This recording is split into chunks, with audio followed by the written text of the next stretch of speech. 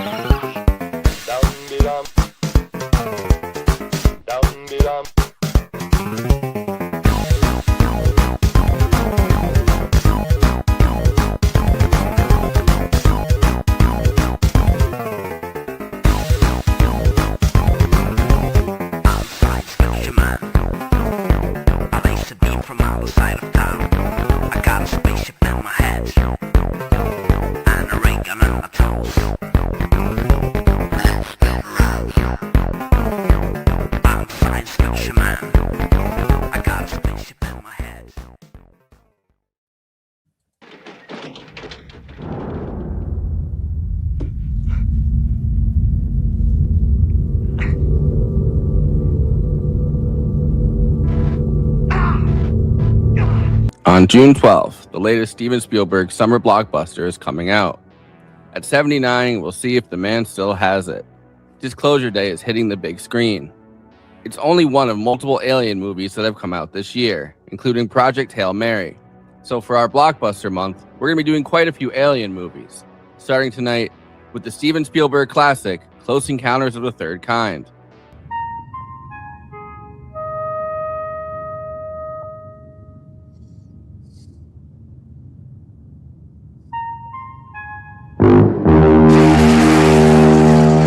It stars Richard Dreyfuss, Teri Garr, Melinda Dillon, Babalan, Carey Guffey, and Francois Truffaut. Just 2 years after Jaws absolutely broke all records at the box office, becoming the first ever summer blockbuster on June 20th, 1975, this would be upended by Star Wars in May 1977 to take the summer box office to new heights. In November 1977, Spielberg released Close Encounters of the Third Kind. It became the third highest grossing film of 1977, behind Star Wars and Smokey and the Bandit. Non, ici, vous exposez au gaz toxique? In coming here, you've exposed yourself to toxic gas. Well, I'm alive. Je suis vivant. We're talking. Nous parlons. C'est vrai, Monsieur Neri. Well, this is true, Mr. Neri. Mais si les vents dominants avaient soufflé du sud au lieu du nord, prevailing winds were blowing from the south instead of the north, cette conversation n'aurait même pas lieu. This conversation would not be taking place. George Lucas and Steven Spielberg were extremely close, and George Lucas actually bet Spielberg 2.5% of the total box office for Star Wars that Close Encounters would do better than Star Wars, betting against himself and losing that bet. Spielberg netted $40 million from George Lucas's lack of self-confidence. In Close Encounters of the Third Kind, Richard Dreyfuss plays an electrical worker named Roy Neary, who lives with his wife Ronnie, played by Teri Garr, and his children. He's an absent-minded but caring father and husband. When he's sent out on a Thursday night to handle a power outage, he, along with a bunch of other people in his Indiana area, see UFOs flying overhead, which changes life for all of them. I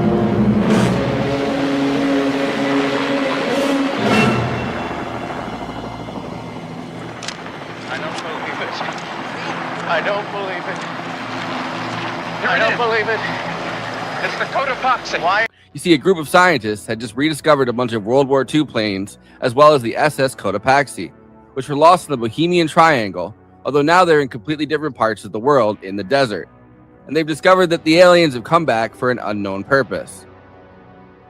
Meanwhile, a close encounter with the aliens has scrambled Roy's brain up, and his family slowly begins to worry about him, and then they want to escape from him.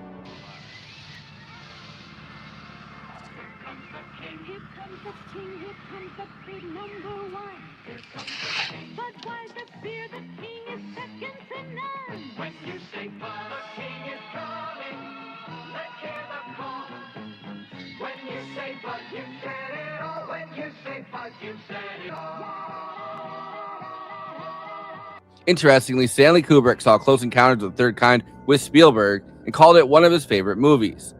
And some of the scenes with Richard Dreyfuss, such as when he's trying to get into the bathroom and his wife has locked herself in, are reminiscent of The Shining, which would come out 3 years later, and Kubrick wanted to cast Carey Guffey, the kid Barry who gets abducted, as Danny Torrance. However, due to the R-rated material in The Shining, Carey's parents turned Kubrick down. Meanwhile, Jack Nicholson was among the actors Originally looked at by Spielberg for the Roy part, he originally wanted to cast Steve McQueen, who turned it down. He then talked to James Caan, Al Pacino, Dustin Hoffman, and Gene Hackman, before Richard Dreyfuss convinced Spielberg to cast him for this one too. Because I thought when I read the script that it was the greatest film script I'd ever read, and I wanted to be a part of that project. I really didn't look at it, at least very intelligently, as an actor should. I just wanted to be in on this film. Even shit-talking the other actors and contributing his own ideas to the screenplay. Originally called Watch the Skies and pitched around before Jaws with a screenplay by Paul Schrader. Eventually, Paul Schrader and John Hill had written a screenplay about a police officer who falls into a UFO mystery, and Spielberg rejected that, saying it was too James Bond. So Spielberg rewrote it, being inspired by Pinocchio's When You Wish Upon a Star. J. Allen Hynek, the UFOologist who originally called Alien Visitations Close Encounters, served as a scientific advisor. They shot on old Air Force bases and hangars in Alabama, at Devil's Tower, Wyoming, and in Burbank, and a $2.7 million budget from Columbia ballooned to $19 million because of repeated problems. Douglas Trumbull, who had worked on 2001: A Space Odyssey, came aboard as effects supervisor. But there are certain things that I'm sad that I didn't get on the screen. Other things the mothership, the first concept of the mothership was terrible. My first concept of the mothership was completely limiting. It was a black pie-shaped wedge with a little tip on the end. It is all black. All it did was, it was a phantom shape that blotted out the stars. All you knew was something darker than the sky was moving out from behind the mountain. And for me, that was going to be very, very terrifying to see something so huge, it just blacked out the sky. No bulkhead, no rivets, no lights, nothing. At the last minute, it would turn on and land. And that was the first concept, and I saw it. They built a wedge for me. I said, I'm leading up to this in the third act of my movie, a black wedge. Ralph McQuarrie and Dennis Muren, who had both just finished working on Star Wars, came to help with effects and even stuck a little R2-D2 as an inside joke on the bottom of the ship. The alien ship was inspired by an oil refinery that Spielberg kept seeing in Indiana. After failing to figure out puppetry, 56 little girls from Mobile were hired to play the aliens. Fresh off Jaws and then Star Wars, John Williams did the score and also created the 5-tone sound that scientists mathematically came up with to communicate with the aliens. Coming up with 300 examples of a 5-tone sound, which Williams would say was more than a fragment, less than a song. Close Encounters of the Third Kind would gross $306 million worldwide on a $20 million budget. Give her 6 quavers, then pause. She sent us 4 quavers, a group of 5 quavers, a group of 4 semi-quavers. Before I introduce the panel, please like this video and subscribe to the Movie Night Extravaganza YouTube channel. Then hit that bell to get notified whenever we're streaming. Super chats are now open. If you have any pressing questions, send us a super chat, which helps me maintain the expenses for the show, which I am obligated by the rules of the Geneva Convention to stop everything and ask the panel. Another way to help us out is to become a patron and give us money every month. In exchange, you get access to all of our after parties, bonus content, and we'll tell you even more movies we watched recently. Patreon.com/Movie Night Extra. We have a Movie Night Extravaganza Discord. There's an invite link in the episode description, and we have a Letterboxd HQ account. So those are 2 more places to follow along with us. Our show gets simulcast, or if we're not on at regular time, played later on This Space. This Space is a working class independent media collective, youtube.com/ThisSpaceTV. Subscribing really helps out, or even more, sharing content from This Space and encouraging others to do the same. By working together, we can break through the algorithm. Okay, let me introduce the illustrious panel. Conan Neutron is the co-host and senior producer for Movie Night Extravaganza, host of Protonic Reversal, an independent Film Critics of America film critic, and the frontman for the band Conan Neutron and the Secret Friends. Check out his music at neutronfriends.bandcamp.com. Kristina Oakes is a co-host of Movie Night Extravaganza, a streamer on Twitch, twitch.tv/cosmopolitics, a host at This Space, hosting Kristina's Corner, and is across social media at Cosmopolitics and on Letterboxd at Kristina.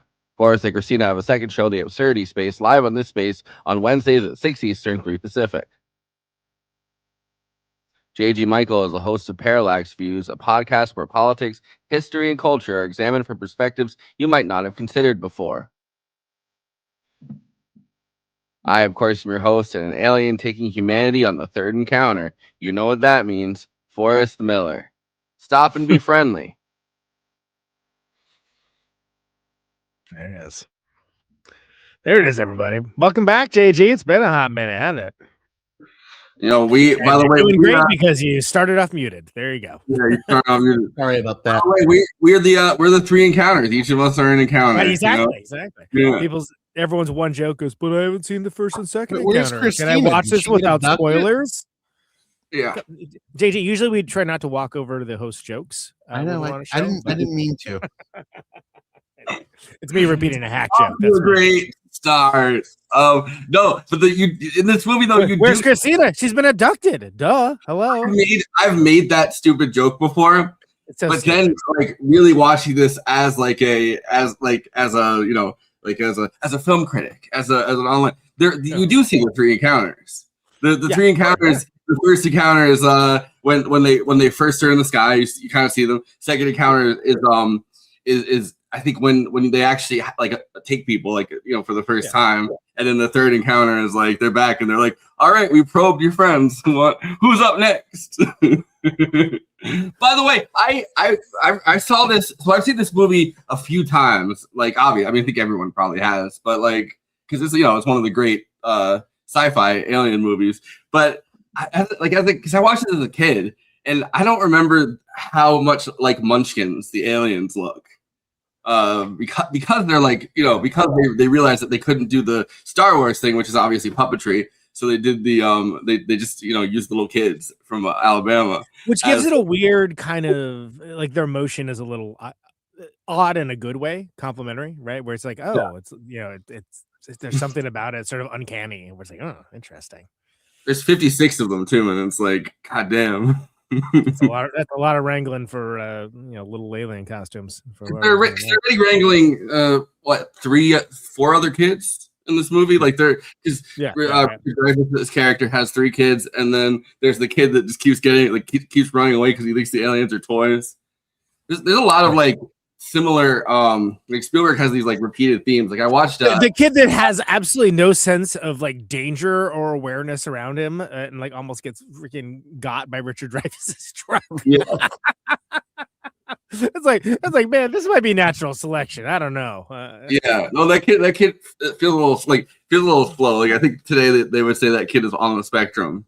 What spectrum? I don't know, but but I was watching AI, artificial intelligence, last night for the first time since I was like a little kid, and it's kind of repeated themes over and over again. His Pinocchio fixation, obviously, that Spielberg has. That in this is When You Wish Upon a Star, and then AI is just literally just the story of Pinocchio, but it's AI instead of Pinocchio. So a wooden puppet. But then I've been living on my own for 6 years when that movie came out. So excuse me why I'm morphing to the old man gif yet again on this show. But yeah, AI, right? Which has been sort of re-examined recently. People, it wasn't. People did not love it when it came out, really. But it's kind of there's been a critical re-examining from certain circles for sure. Yeah, I remember being utterly horrified as a kid. When they dump the acid on the they're doing the gladiator style thing, which is the flesh fair, which is already a very insane thing to say. They're like, oh, come to the flesh fair, and they dump acid on the one lady, and she the Mecca lady, and she just dissolves. And I remember being just terrified by that as a kid. Yeah, which is funny, and that shows how much when you see something matters for your engagement with it, right? Because when I saw it, I was like, F this. Yeah, I was because I was watching so much harder stuff at this point, you know what I mean? Yeah. I was like, all right, dude, come on. I'm my favorite movie of the coming around that time was Mulholland Drive or whatever, right? I'm like, oh yeah, AI, great. But by the same token, when I watched this this time and also last time, I was shocked by how many scenes of this I remember seeing as a kid. Yeah. I can tell you, because I verified with my dad, the first time I saw this was a drive-in movie theater. And once again, anyone that knows me telling stories about seeing movies with my dad, I was probably way too young to see it. But I distinctly remember multiple scenes and just being sort of awestruck by them. And it's kind of and they're weird scenes. It's when they're climbing up Devil's Mountain and the helicopters are over and stuff like that. And specifically when you first see the spaceships come around the corner of the sort of mountain road where I'm like, wow.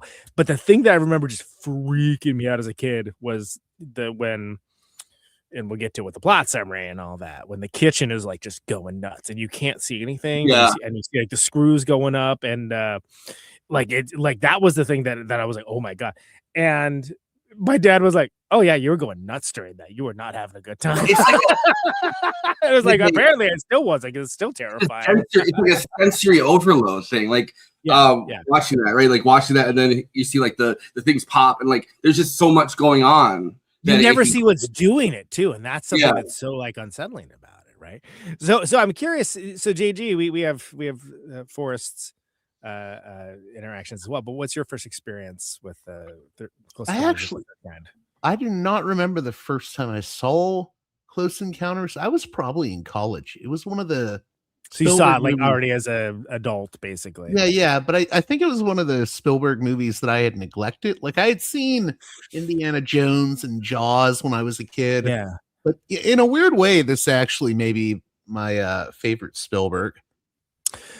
Ooh, interesting, because I feel like there's been a huge critical appraisal for Close Encounters, because for a while it kind of was, oh yeah, that one, right? But then there was this whole thing of like, all right, so then there's like the director's cut, there's the what do they call the other one, where basically they're like, show us the inside of the spaceship, like that was the that was just, which by the way sucks. When I saw that, I was like, I like this movie less now. What are we doing? What is that? I don't like that at all.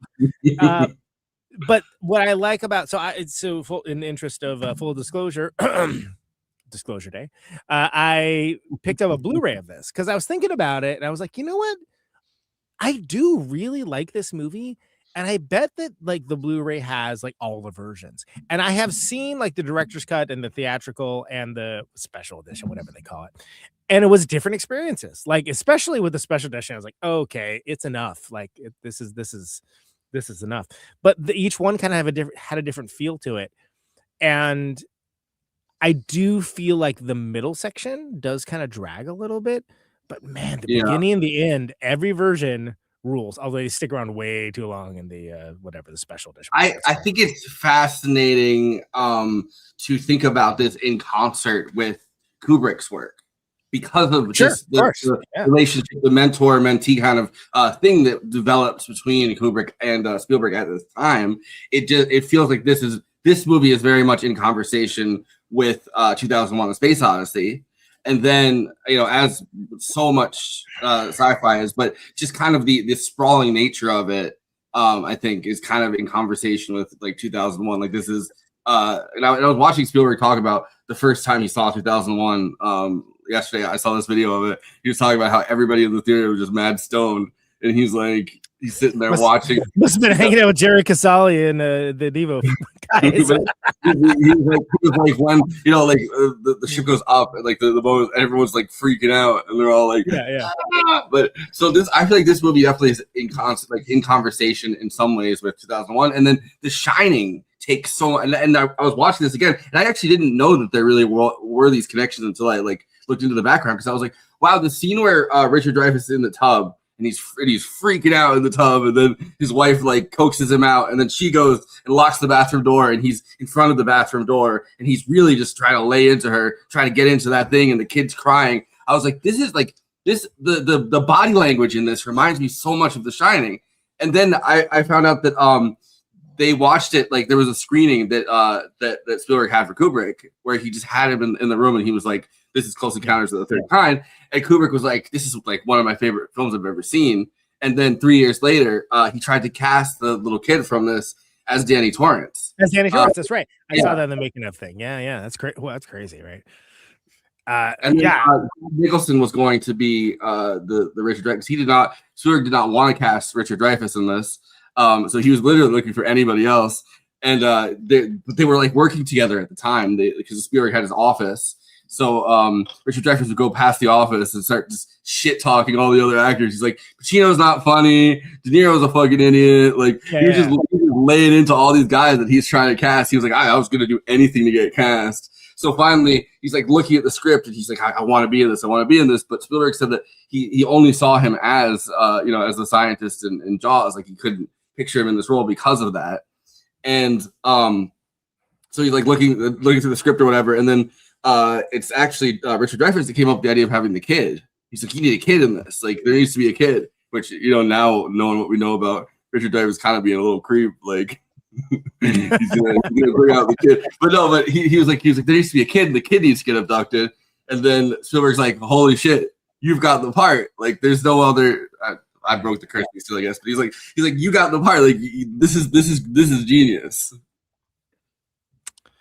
Yeah, I mean, look, it's a special kind of magic trick, right? And for me, it worked so much more formatively than even like E.T., which was like a much bigger hit and like just as culturally viable and just as immersive culturally. But I mean, there are things like, you know, somebody's in the chat was mentioning the Meow Mix commercial. Yeah, here's Stevie. Meow Mix made a Close Encounters commercial where the cat was meowing the melody of the UFOs.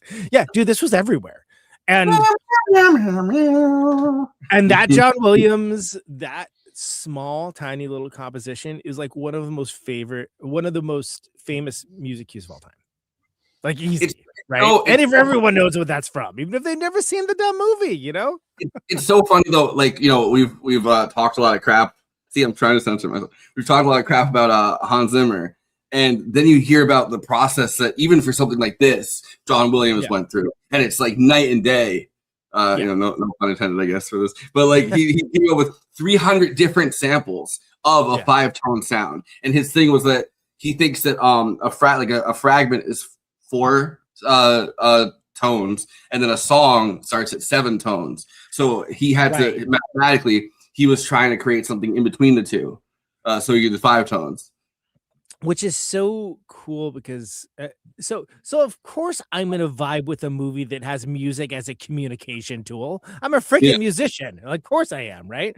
But it is so telling that it's so intrinsic to the plot in a way that I don't think we've seen in that same way from this, except for Arrival, which Steven Spielberg quite likes, by the way, and one of the only alien movies that he really gives big ups to from recent years.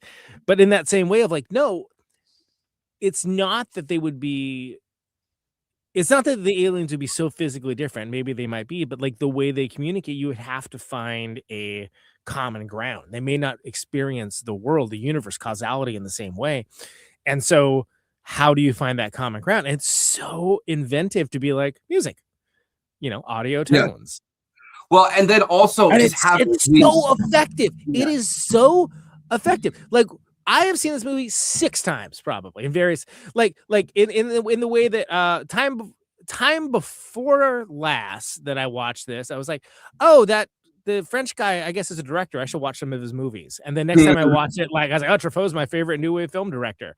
And then be like, oh yeah, that's what Truffaut's in this. That's crazy.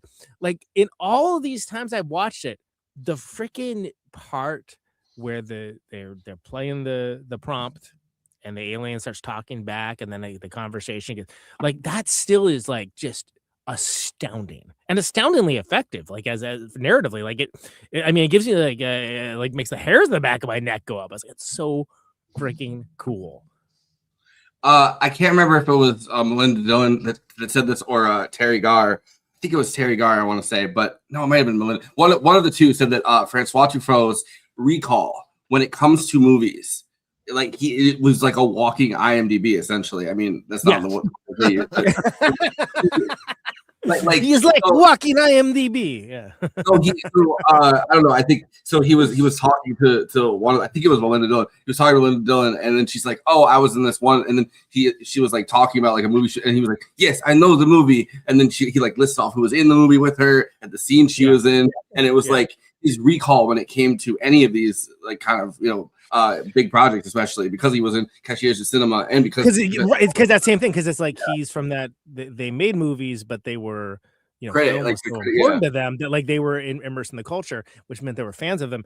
Also, by the way, found out on one of the special features that Denis Villeneuve, Dune 2, Dune 3, still Dunin, and Arrival, so on and so on.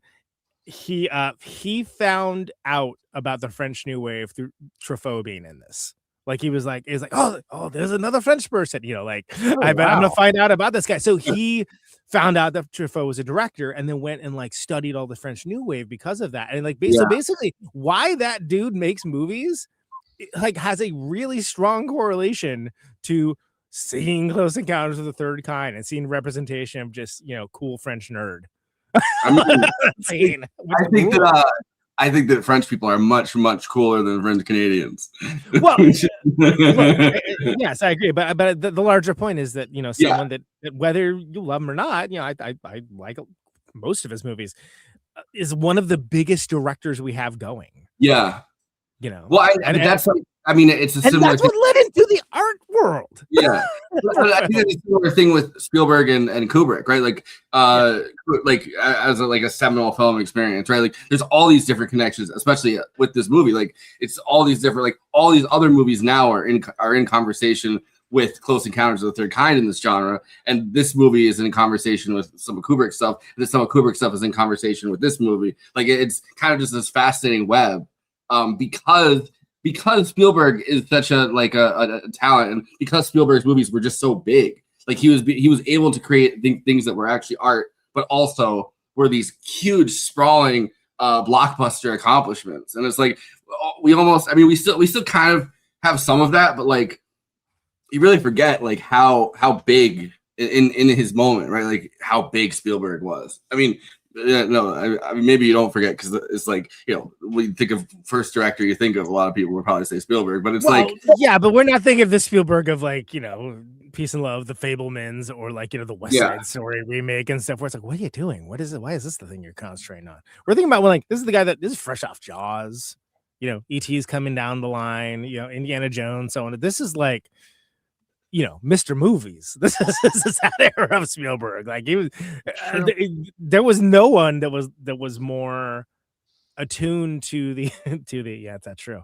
There was more attuned to what people wanted to see on movies because it was kind of changing what movies could be, right? In that same way that a lot of the 70s new wave. Oh, hey Kristina, we won't save you from that Greyhound. Sorry.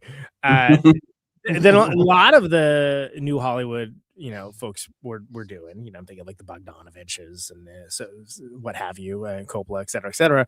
But with Spielberg, it was that also insanely popular. Mm-hmm. So squaring the circle, So squaring the circle that like it could be cool and interesting and big.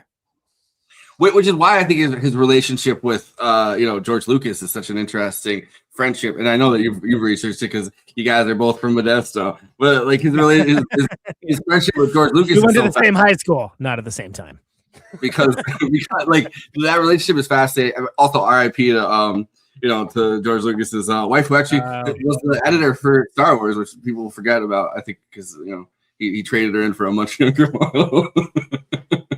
when Bonnie was there. Treated her like a droid. But there's a like that friendship is so fascinating for that reason. It's like you know, Spielberg was kind of doing this, and then George Lucas is like his main competition, but also best friend. And it's like they're collaborating so much. But I love the story about George Lucas, because obviously like nobody thought Star Wars was going to succeed. They're like, this is basically like a fairy tale that we've created. In this world, it's like, you know, at least the first, like A New Hope, right? Like because the only thing of its like was like Buck Rogers, right? Yeah, you know, right? There was no modern template. so he ends up because, and I think also because of the massive amount of problems they had on set making, especially the first one, you know, with George Lucas kind of jumping into this new kind of filmmaking process, and like almost dying a bunch of times because of the heart issues and stuff, like I think that he just wasn't like, you know, he just didn't think that Star Wars was going to be what it was. So he bet against himself. And he's like, I'll get like, I bet you 2.5% of the box office for Star Wars, which at the time is like, obviously you're like, you know, this is like a kind of B movie style thing, right? Like the first one. So you're like, oh, you know, that, well, who knows what that is? $40 million is what it was. 2.5% of the box office that he just handed off to Spielberg. He's like, I guess I lost this bet. But I mean, obviously he's made so much money at that point. Who cares? But it's like, I mean, I'm just imagining handing anybody like $40 million. Like that's gotta be like handing anyone $40 right now, man. Times are tough. I don't know. That story is just crazy. Forrest, what do you make of you were mentioning the Kubrick Spielberg relationship? I've always found that really interesting because aside from the fact that they both love films, I mean, this is kind of obvious, and I think other people pointed out they're kind of very different in their thematic concerns. Like I've always found it weird because Kubrick is so cynical in a lot of ways about human nature, and I think Spielberg is more whimsical. In fact, I think Close Encounters is like the embodiment of his like whimsical obsession with wonder. But like they made AI, artificial intelligence, together. Like Kubrick was the executive producer, and his production shop like pretty much worked on that film with him. So something there clicked. Something there had to work as like a as this kind of deeper relationship. I wonder what happened if you asked AI to make a remake of AI. It's like the kid is loved and well taken care of, and everybody loves him. The movie's like 3 pages long. Yeah, exactly. Hey, it won't give any other result other than that. I don't know. It's weird. Rewatching artificial intelligence was obviously different movie, different conversation. I really did want to see more of like the relationship between like the humans and not like just random humans. Like I wanted to see the relationship to the family and like the kid they could love. Although they treated that kid like shit. They're like, this is basically a toy. So before we launch into plot summary, JG, you have any thoughts on Close Encounters? Like loose thoughts on Close Encounters of the Third Kind? I mean, there's 1,000,001 things you can talk about. Pick one and do that. I love my I love Short King Richard Dreyfuss in the lead. Well, sure. I like seeing him slowly lose his mind and then be rewarded at the end. This is probably I would say it's my favorite performance of his. It's very good. It definitely is representation for deadbeat dads everywhere. Yeah. I love the I love the that scene where he's what is it?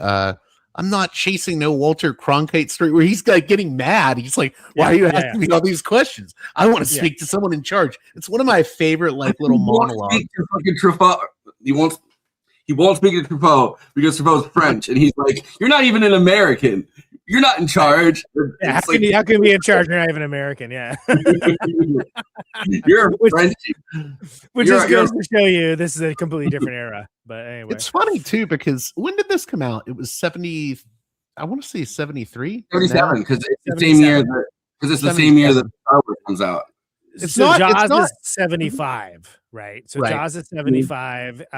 He was Dreyfuss was in American Graffiti, speaking of Modesto, 1973. So it's like it's interesting that like if you look at like what are his most popular movies, I mean he has like kind of a bit part in like The Graduate, so it doesn't really count, but it's like okay, you got Stand By Me, Jaws, Close Encounters, American Graffiti, and then everything else for popularity.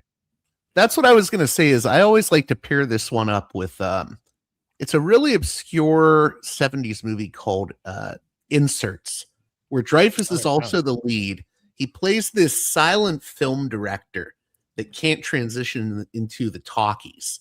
So he ends up in his decaying mansion, losing his mind in isolation, and he starts making adult film loops. And it's just him being isolated and going crazy. Inserts. And it's weird because I think there's a little bit of that in here where he's like, there's this isolation he has because of the experience.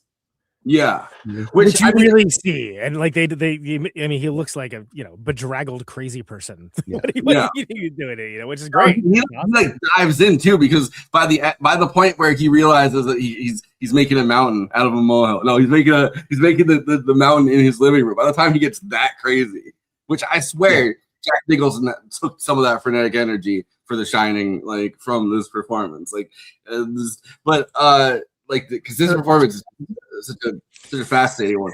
But it's like, and by that point, he's so filthy and he's so covered in dirt and he's so out of his mind and he's manic. And I get the feeling seeing Richard Dreyfuss as like, I mean, now he's definitely like just way over the hill. But like I get the feeling that there is some kind of manic thing that he can tap into for like multiple of these movies. Like he has to have there's some like dark genius to it or something that he's tapping into for like, especially this role and Jaws. Like there's just something there that like propels him. Well, speaking of Jaws, what's interesting to me is that, so Jaws is 75, right? And then he's in he's like some TV movie or some bit part or some other thing, but he doesn't have like another leading role really that I'm aware of until this. And it's also like, dude, he was Hooper in Jaws, like one of the biggest movies in the freaking world. Yeah. And but that also almost made it so he couldn't be in this. Like, yeah. Right. So what I was gonna say is like, it's a very different kind of role here. Like, and this is something where it's like, if you really stop and think about what the Roy Neary character is up to, it's like, yeah, we think about like oh my God, he finds it, he was right. Oh my God, he gets to go in the ship. It's like, yeah, but like this dude kind of just like left his family like high and dry, and he built a pretty sweet mashed potato sculpture. And like, is this the movie that maybe want to see Devil's Tower? Hell yeah, it is. You better believe it. Yeah. But it's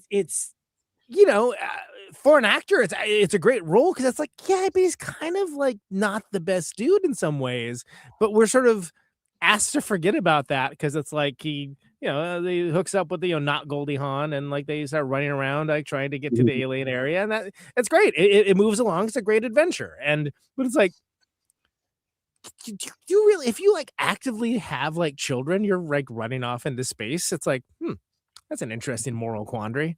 But he clearly is moved by it at the end, not to like jump super ahead.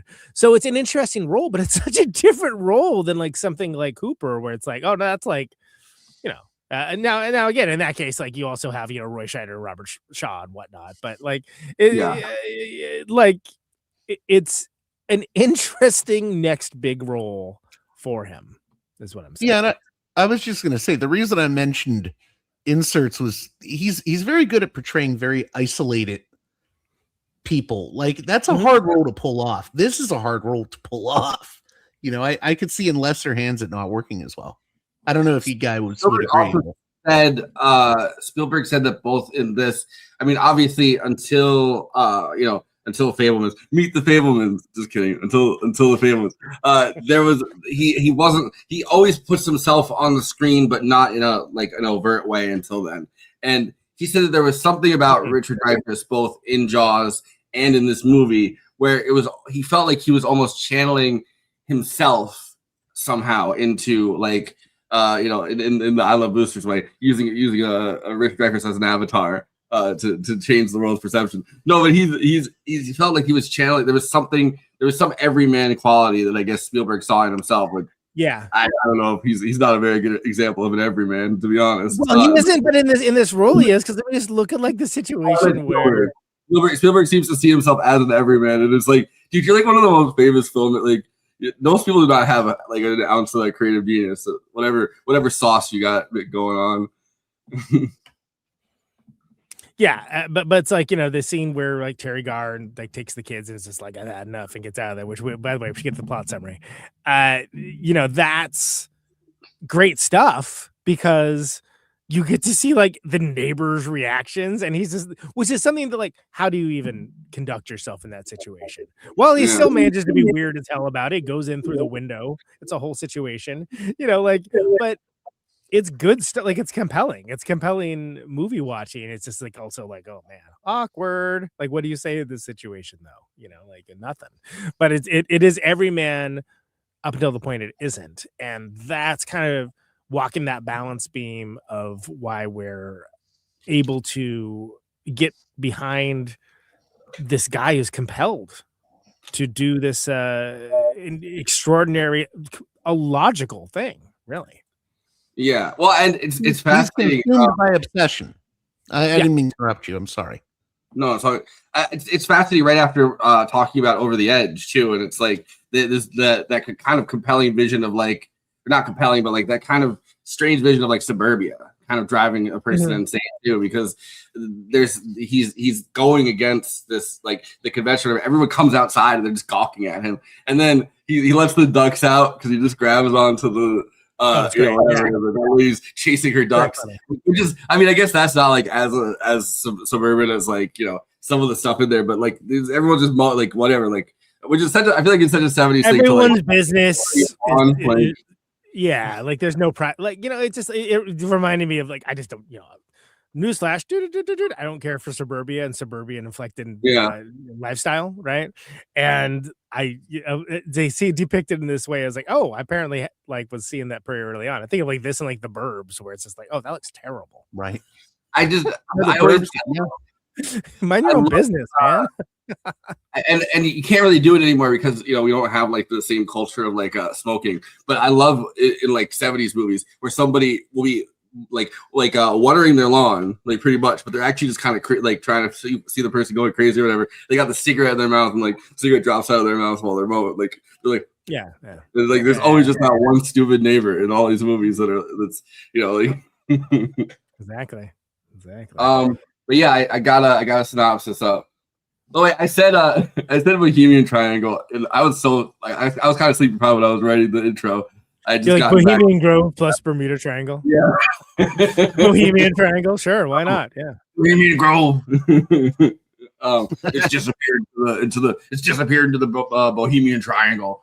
In the Sonoran Desert, I'm snoring right now.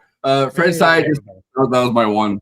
Claude Lacombe, Francois Truffaut, a French government scientist in charge of UFO-related activities in the United States, and his American interpreter, mapmaker David Laughlin, played by Babalan, along with other government scientific researchers, discover Flight 19, a squadron of Grumman TVM Avengers that went missing more than 30 years earlier. The planes are intact and operational, but there's no sign of the pilots. An old man. Stop real quick. By the way, this is set up so well because you see it's like a sandstorm. They come to like, what's going on? Like, what are these guys? What are they trying to do? Where are they at? And you don't just see like planes. Hey, here are the planes, and it's crazy that those are old planes. Like you don't see any of that, and the wait for the reveal of it is just one of the many reasons why like the great filmmaking on display here is so because this is like we're talking about like 2 minutes in. Anyway, go and ahead, Flight 19, by the way, real World War II flight. World War II era flight. It's a huge squadron from the look of it. But that and the ship that goes that they find in the desert are both real Bohemian Triangle disappearances. No, they're real Bermuda Triangle. People. Yeah. They should have had Amelia Earhart walk out too. Yeah, whoa, Amelia Earhart, what are you doing in there? The planes are Hi, attacked. Amelia Earhart. I need to borrow $20. Please PayPal. It'd be like, the coconut crab is here too. Hi, it's me, the coconut crab. We're friends.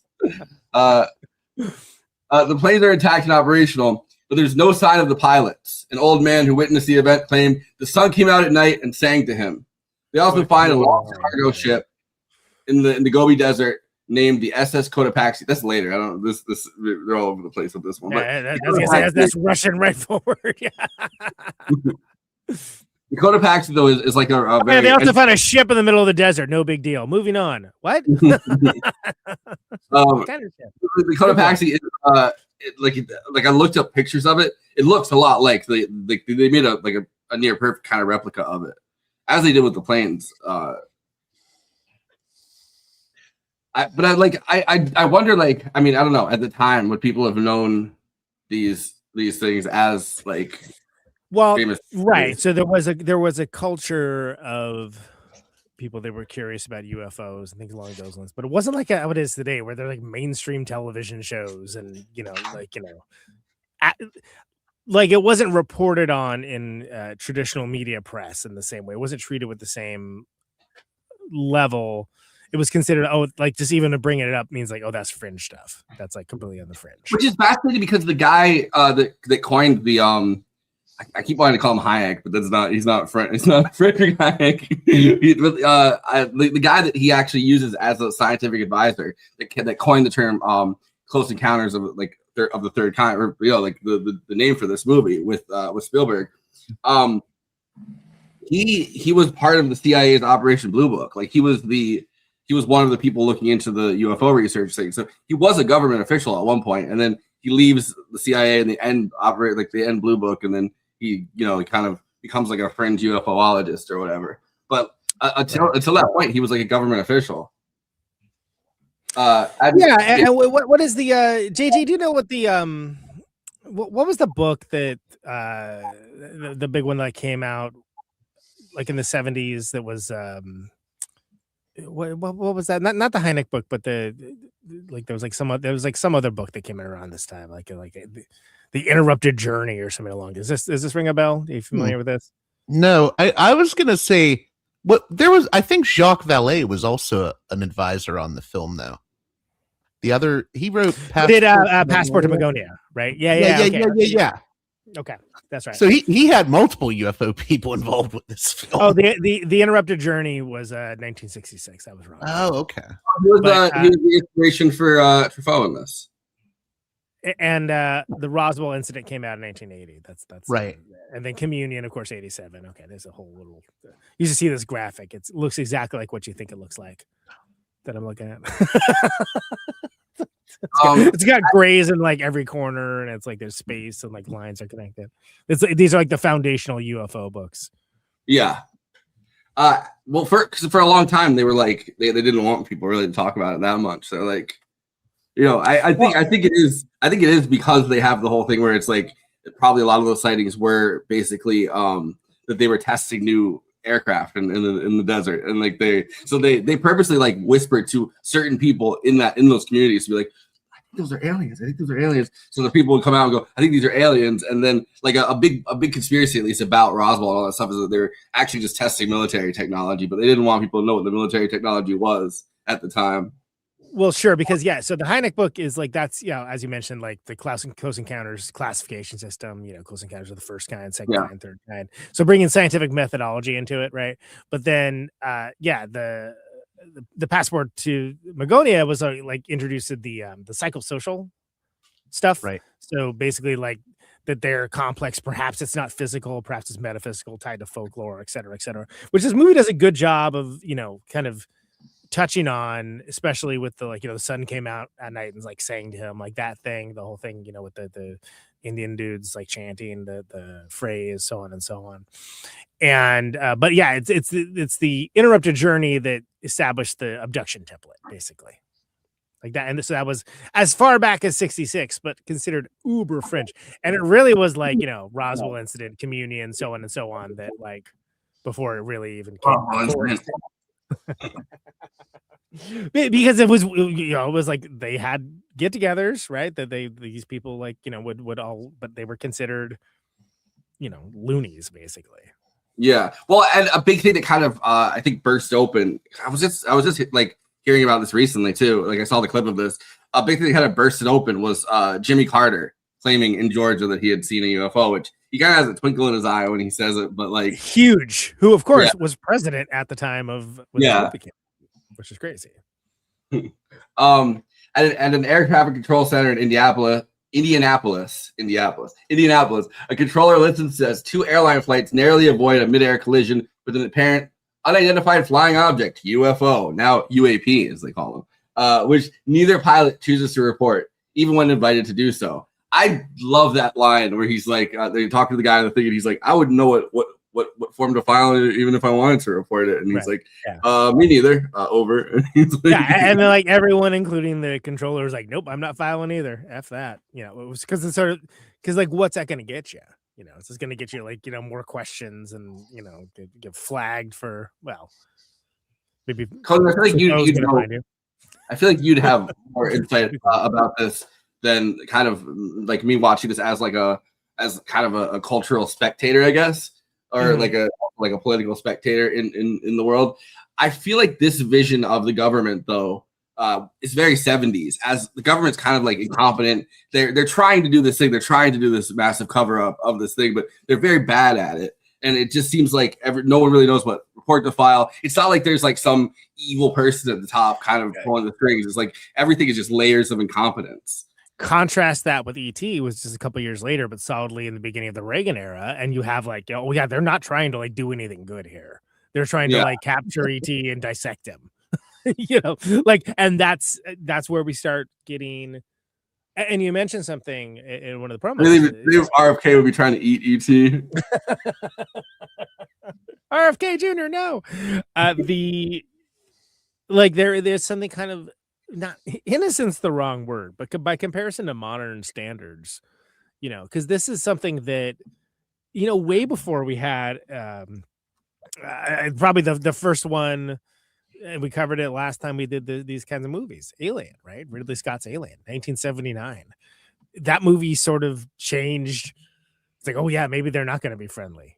That changed things considerably about what aliens can be. I put in the Radio Warner group, which JT is like one of the main whatever moderators of that group, and Mark Ames was commented on it and was talking about how he remembered seeing this movie and like blew his mind that like the aliens could be friendly, because like even if you go to something like Invasion of the Body Snatchers or something, right? Like the aliens are look at all the movies from the 50s, right? Invasion of the Saucermen, well, they were always hostile. But not in the same way, man. Like, contrasting, you getting body snatched doesn't sound like a great time to me. And like the alien from Alien, where something's going to literally burst forth from your chest, like there's a violence to it, And so this is but this is the, and there were, Twilight Zone depicted both, right? There are elements of like sci-fi culture that would show, the benevolent alien, and there's things like where it's a turnaround, like the To Serve Man story and things along those lines. But this is definitely coming from the point of curiosity yielding positive results, and that kind of that wonder of like things could be better, and like it could start with something as simple as this. I mean, you also get like you understand why Spielberg took so heavily to Universal Studios and that kind of thing, because it's like the aliens are kind of just taking them for like a route. Like it doesn't seem like the alien like, I don't know, like they bring the people back and they're like, okay, next. Where are they going? What are they doing? Who knows? All knows we haven't aged. Doesn't matter. They gotta hang out with aliens. That seems rad. I mean, you have like the third. Look at their ship. It looks badass. I feel like these are the strains of this though. In some ways, right? Like it's like there's a cynical outlook, or like a like when we see aliens doing violence in this, it's like we're looking at the aliens as in like even if something like Invasion of the Body Snatchers, what would we do if we were aliens? Like what would if the human race lands on another planet? I mean, the human, like we would slaughter that's something that we would do as like a human race. And then there's a different kind of thing where it's like Arrival or this, where you're not looking at the aliens as if they have the same motivations that we would have necessarily. I mean, I don't know if they're looking at it that way when they're writing the script, but it's like these are very like, I don't think we'd ever land. We come in peace on a planet and actually manage to like coexist with whatever we found there as human beings. Certainly not these days. No, that's for sure. But I think also the idea is that they selected these people, right? They selected the kid, they selected Richard Dreyfuss, so on and so on. But why do they select them? Well, they have their own inscrutable criteria for that. Something that a research expedition to an island, like a cargo cult or something, they couldn't understand like the motivations for why people would value certain things or the other. They don't know oh, well, this is a valuable commodity in places that aren't these, and I'm going to be a rich person by taking this. These are their motivations that they would have that we wouldn't necessarily have any that we wouldn't have any idea of in that same way. Now there's certain things where it's like, okay, this guy in a truck, like why are we following this guy in the truck? Like, I don't know, like there's something about him that they want, or that they think would be maybe they think he's like a good cross section of humanity. Like in his allure and his appeal is because of his kind of abject mediocrity, but like having the right mindset, right? Yeah, well, which is I was like, and you watched the making of kind of documentary of this, and I was watching that too, or these clips from that. And there was a Paul Schrader version of the script where the Richard Dreyfuss character was going to be a policeman, which is probably why they're looking at somebody like Al Pacino. I mean, Serpico had come out, and it's like he was going to be like a policeman on the right side of whatever that uncovers an alien conspiracy. And like the whole thing was, Spielberg was saying, once you put like a badge and like a uniform on somebody, you no longer have that sense of identification with them, or at least he doesn't. So he ended up going in a very different direction with that character, because he's like, if it was a policeman, like you're looking at it as an authority figure, you're not looking at it as like an everyman. Just some guy. Yeah. I was going to say real quick, it is interesting the point you brought up, Conan, that yeah, like UFO mythology gets much, much darker after this point. Yeah. By the time we get to Communion and then Area 51 and Bob Lazar, it's like people are talking about, oh, they're eating children in the Dole Space in New Mexico. It gets so like just dark and conspiracy oriented and has overlap with the militia anal probes in the 90s. Yeah, anal probes. I mean, because that's the thing, right? It's hard enough to UFO, and the next thing is anal probe. Like, if you have sense of humor like myself, anyway. Yeah. Like, like this is kind of before that becomes so prevalent, and which isn't to say that everything was hunky dory. People were still like the curiosity outweighed the potential fear of it, where it's like hearing this, oh, they dissecting these cows and the entrails, they found them, and it was all crazy. So that stuff like along those lines. And I think a lot of that has to do with the political climate as well. And I think a lot of that happened, especially Reagan into Bush Senior, so on and so on. And that's where you get like the impassive government, like they're lying to you people, like that kind of which I guess that never turned to anything. So don't worry about that. But this is also like the time of Vietnam syndrome, right? Where it's like it's just humiliation after humiliation for being an American, pretty much. I mean, if you're like somebody that's like a patriotic American or whatever, it's just there's this climate of like we can't do anything right. Like our military technology is way too heavy and like ineffective, and everywhere we go, we're trying to fight like guerrillas that are way faster than we are. We're like this giant overbloated bureaucracy, and we can't really do anything right. And you kind of get that feeling of the government in this movie, where it's like it feels like the government, even when they try, they're like, oh well, just throw some knock the animals out with gas, and then throw them on the street, and people will be like, oh no, gas, and then it's like, well, no, if they really want to go there, they're just gonna keep going. And he's like, oh, no worry, we can put more sleepy gas. It's like and to show what a different time it is now, where like now, we live in like the don't look up world of like it would have no effect of any kind to do something like that now. In fact, people would just assume, oh well, clearly they're covering this and this up, so let's just go in immediately. Well, because the alien like sightings here is, instead of like fear. I mean, there's fear when like the government helicopters come down. When it's the aliens, it's like Woodstock almost. There's people drinking fucking beer. Yeah, they're partying. Yeah. That's how you know it's the 70s, because Reagan put an end to that. Yeah, one guy sitting out there with that giant sign that's like that I have right there, that's like stop and be friendly. It's like, yeah. Well, and that just shows what a different culture it was at the time too, because there still was those last vestiges of like the hippie mindset and kind of crossing over that started to turn into the survivalist kind of for that, which whatever that went a couple ways, but this is like the last time it was sort of like more on the innocent side. Than well, you even see it with the Stop and Be Friendly guy. I mean, he's like, he looks like he's a cross between old hippie and redneck. Yeah, and it's like that can curdle real quick. In Muncie, Indiana, 3-year-old Barry Geiler, Carey Guffey, is awakened in the night when his toys start operating on their own. That is a scene that I remember from being a kid. It'd be like, whoa, what if your toys start operating on their own? Very much so. Again, seeing this way too young, I was like, whoa, crazy. I also, as a kid, obviously was obsessed with The Simpsons. So every time I see the Symbol Monkey, which was like a popular toy at the time, the Symbol Monkey's in this, there's the thing where the Homer's brain is like what's going on in Homer's brain, and it's the monkey like in this. It's just hitting the symbols together. Fascinated, he gets out of bed and discovers something or someone off screen in the kitchen, which is a scene, which is a thing, like a device, I guess, that would be used again in E.T. He runs outside, forcing his mother to chase after him.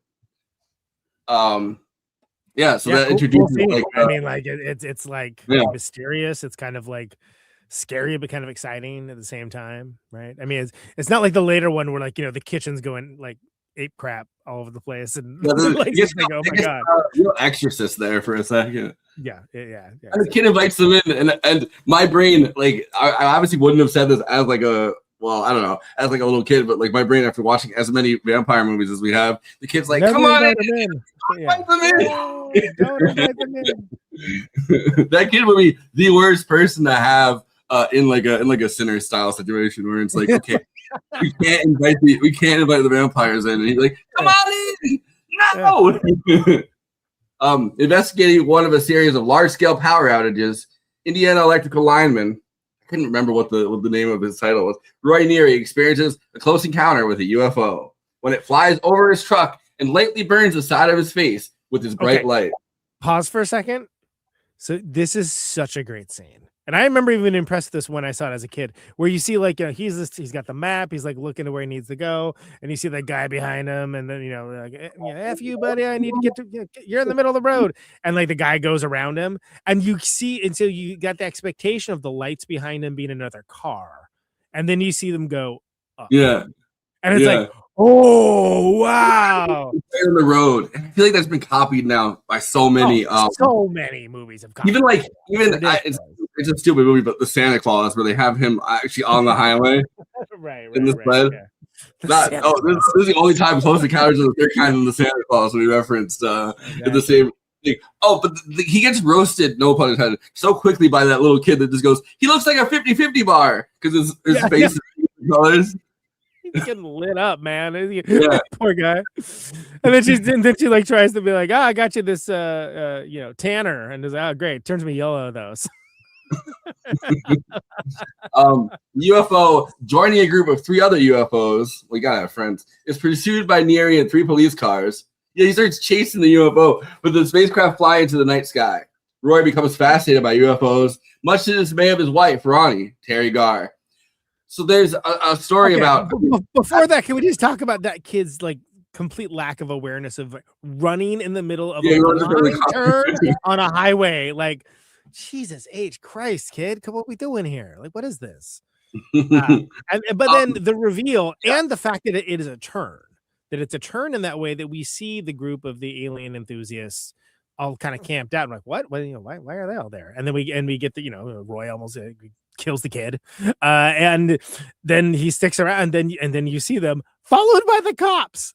They're in hot pursuit, which is amazing. Like there's so much that happens. It's this government thing where it's like, because today the cops were like open, like, but these cops are just the most incompetent.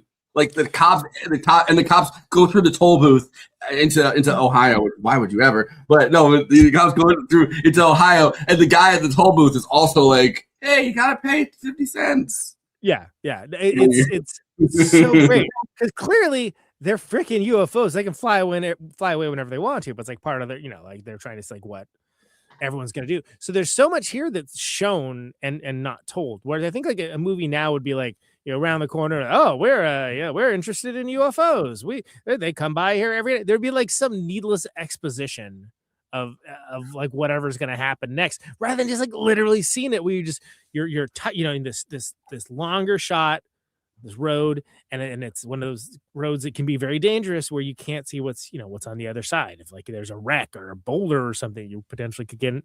And then to have all that action happen from such a sedate scene. I mean, that's why Steven Spielberg is, the craft master that he is for this kind of stuff. And it's also why, though, I Okay. feel like this movie is kind of, I was trying to like put it into words earlier, and I guess I couldn't, like in concert or in conversation with something like 2001, because there isn't like this needless exposition to a lot of it. It's Right. very, there are times where it's very sparse in what it needs to say. I mean, sometimes there's chatter, but like it's, which I think 2001 is cool because it really isn't that chatter. There isn't, but this is the other end of it where it's very naturalistic, because much like this show, people are talking over each other all the time. Yeah, in the real world. I wanted to talk about Teri Garr in this movie, because at this time, if you look at like her career, one of the only like big roles that she had was Young Frankenstein. Young Frankenstein, yeah. And Spielberg knew nothing about that. He cast her because of like a coffee commercial, I think. Yeah, she was in a coffee commercial, and he was attracted to like her screen presence, and he's like, just the way she delivered, the way she puts coffee on the table was just.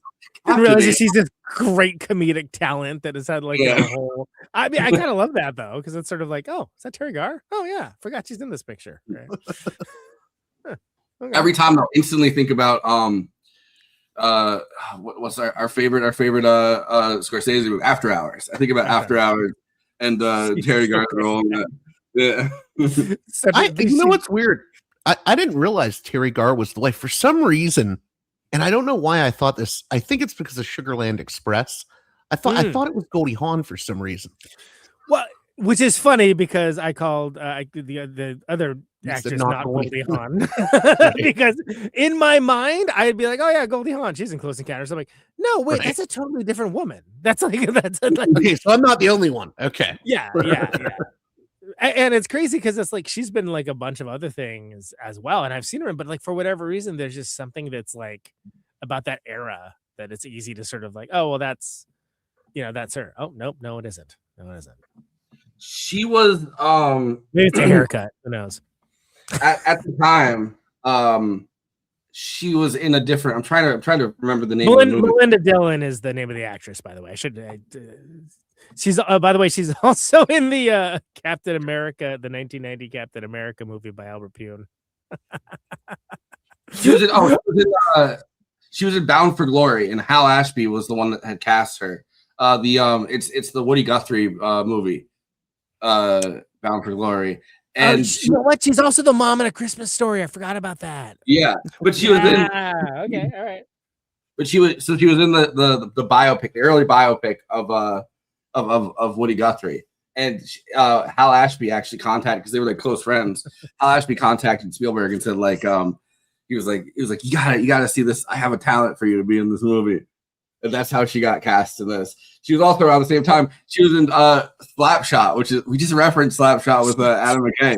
It's Slapshot. That's right. Yeah. And God, talk about it. Something that like culture forgot about completely. Harry and the Hendersons. Yeah. Huge for like 9 months, by the way. That was reference. So I feel like there's a lot of ubiquitous references to Harry and the Hendersons. It might be because of that 70s show, though. I think they had a lot of references to random points, because they're always like, how do we insert 70s culture into this so everyone remembers that that's what we're here to do. So that you come for the 70s culture, you stay for the Scientology.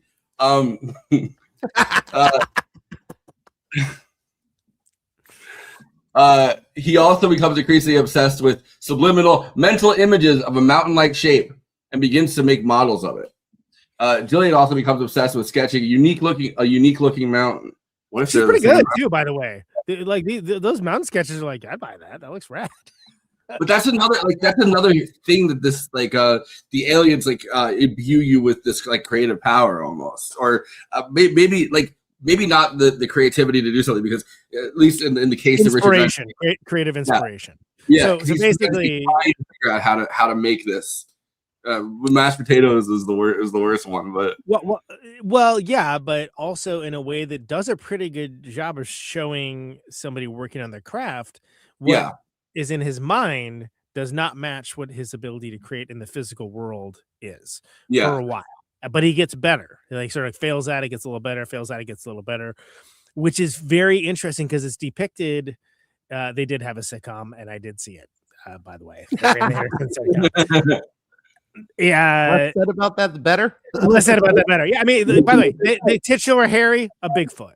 For people that for some reason have no frame of reference, it's not a great. It was just a sitcom. It was like when in the era was like Alf and stuff, where they had like, it's like a regular sitcom, but there's something crazy. It's like, oh, well, we got a Sasquatch. Trying to bring something like that back, like a real point, by the way. Yeah. So let me circle back to that for a second. That it isn't something where it's like, oh, the aliens have put creative inspiration into these people to see if the parts of their brains can talk to each other enough to turn this into something viable and find where they're going to be. So arguably that's one of the reasons for their litmus test is they want people that aren't just logical thinkers and that aren't just creative thinkers, but can put those things together. And those are the kinds of people that they want to engage with. By the way, this is not anything I ever paid any attention to as a kid at all. Mashed potatoes. I'm gonna make that too on my mashed potatoes. That looks awesome. Yeah. like thinking like my mom would be so pissed if I tried to make a mountain out of my mashed potatoes right now. But would you be like, oh, that looks so rad, I want to do that? No, but again, in a lesser movie, there would be exposition of some kind that like says that. Here, it's allowed for you to figure out or not. It doesn't matter if you do or not. But when you're thinking about, well, why were they picked and why were they compelled to like draw these things? It's like, well, because Devil's Tower is such a unique physiological mass and nothing like it exists, that it's like, well, I mean, you don't have to have like a globe the size of a truck that you roll down the hallway to be able to fight it. Be like, that's freaking Devil's Tower. That's that thing. That's like that crazy looking like mountain thing that it's not even. I don't know why this line stuck in my head so much, but it's always stuck in my head that the guy goes, wait, that's $2,500 when they're rolling. Yeah.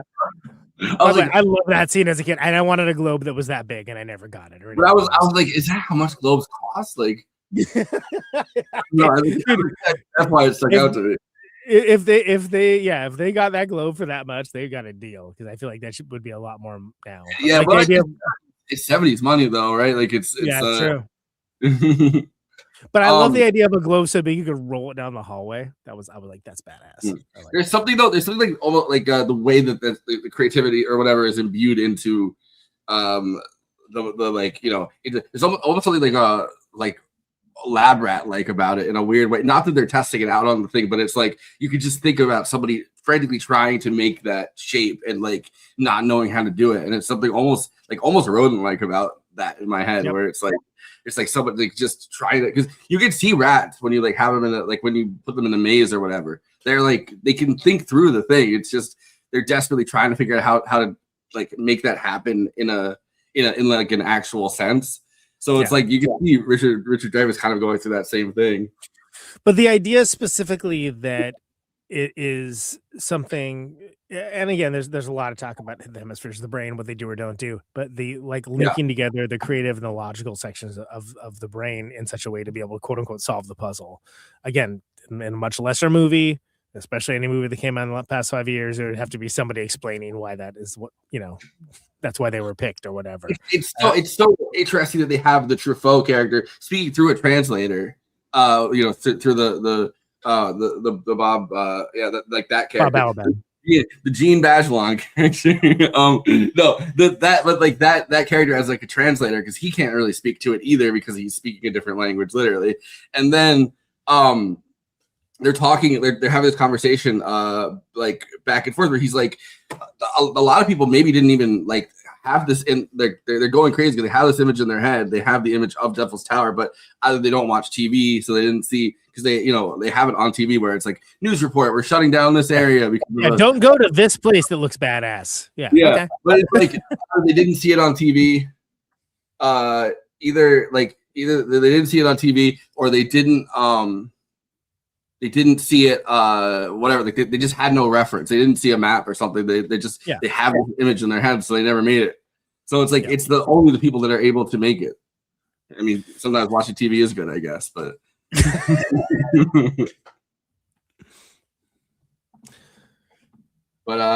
so Jillian also becomes obsessed with sketching a unique looking mountain soon after she's terrorized in her home by a UFO which descends from the clouds. The presence of the UFO energy field makes every appliance in Jillian's house malfunction, and Barry is abducted by unseeing beings. Another thing that was kind of terrifying as like a kid, where he's getting pulled through the cat or the doggy door.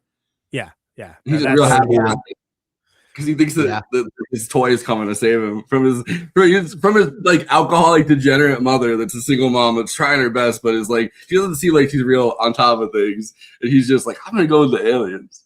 Yeah, she certainly hasn't time to look both ways before you run in the middle of the highway. I mean, what are we doing here? What is that? Deeply affecting scene. You have, you know, everything just going nuts. Like you have like it's scary. It's like probably one of the scariest scenes in the whole thing. And I can only imagine, you know, for parents, that's gonna be the scariest thing in the world. You know, your kid gets taken. There's nothing you can do about it. You know, that's works on a lot of levels, and especially considering how many like parental analogies there are in a lot of Spielberg stuff. Yeah, which is what happened when you get cucked by Seth Rogen. But Yeah. Oh, you're dead. Oh no. Oh, I didn't mean to do it. No, you can see he's still working through this trauma as like an adult man. He's like, oh, maybe my dad went for cigarettes in the alien ship and he never. Yeah, But then exactly. you watch Fablemans and it's like, no, his dad actually he just realized his dad was kind of lame. Like his dad wasn't even like his dad wasn't even like here's the dad in question, by the way, getting his dad. his dad didn't even do anything like real. I mean, his dad kind of was just actually kind of like the Richard Dreyfuss character in that he was just kind of like out of it in the beginning of this movie. Yeah. Like it's almost like the aliens and being bad, like that brings him back. He's just I don't know, he's just like seems like a miserable kind of person in the beginning.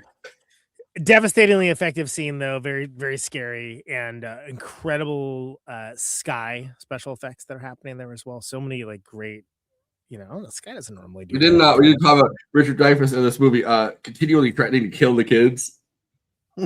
Oh, absolutely, yeah. Which is very 70s too. You're gonna go see Pinocchio. I'm gonna fucking kill you. And she's like, Roy, you can't say that to the kids. And he's like, I tell that one too. Yeah, exactly. They know I'm kidding. They want to go see Goofy. They want to go do Goofy golf, and like he's like, we're not doing Goofy golf. All right. No, he's like a totally a non-biased thing. All right, Pinocchio. Who's in? No one's using Goofy golf. Yeah, the kids are like, He's like, I hate my kids. I want to go into an alien ship. Lacombe and Laughlin, along with a group of United Nations experts, continue to investigate increasing UFO activity and strange related occurrences. Witnesses in Dharmasala, India, report that the UFOs make distinctive sounds, a 5-tone musical phrase in a major scale. Scientists I wanted to talk about it because the launch of having this giant and at the time, I think a lot of people in America were starting to really get attracted to Hinduism and all of these different versions of it and gurus. But there's just all the this huge huddled mass of people that are like, yeah, they're all chanting it. Yeah, it's really effective. That's how they get the inspiration. It's like where did you hit? And then they all point up, and it's like, of course, so good. Different cultures would badass scene. Where did this come from? And they just all 1,000 of them, whatever, just point straight up, and it's like, it's like they're in Dharmasala. They're not in they're not like Mumbai or somewhere like that where it's like a packed urban environment, right? They're in their own version of the desert, and because of that, it's like that they're all kind of together in this mass communion of people, and it's like of course different cultures would react to this thing differently. We kind of as a hyper consumerist kind of capitalist kind of culture where it's where everyone's watching TV all the time. There's these strict rigid kind of this is what I do, this is what you do, this is these roles or whatever. Of course those people are kind of going nuts because of this in suburbia, but then there's these large mass of people that just accept it. It's like that's the sound, these might be the gods. Yeah. So scientists broadcast the phrase to outer space, but are mystified by the response. A seemingly meaningless series of numbers, 104, 44, 30, 40, 36, 10, repeated over and over until Laughlin, with his background in cartography, remember, he's not a translator, he's a cartographer. Yeah, it's Chekhov's map. Recognize it as a set of geographical coordinates, which points to Devil's Tower near Moorcraft, Wyoming. Lacombe and the U.S. military converge on Wyoming.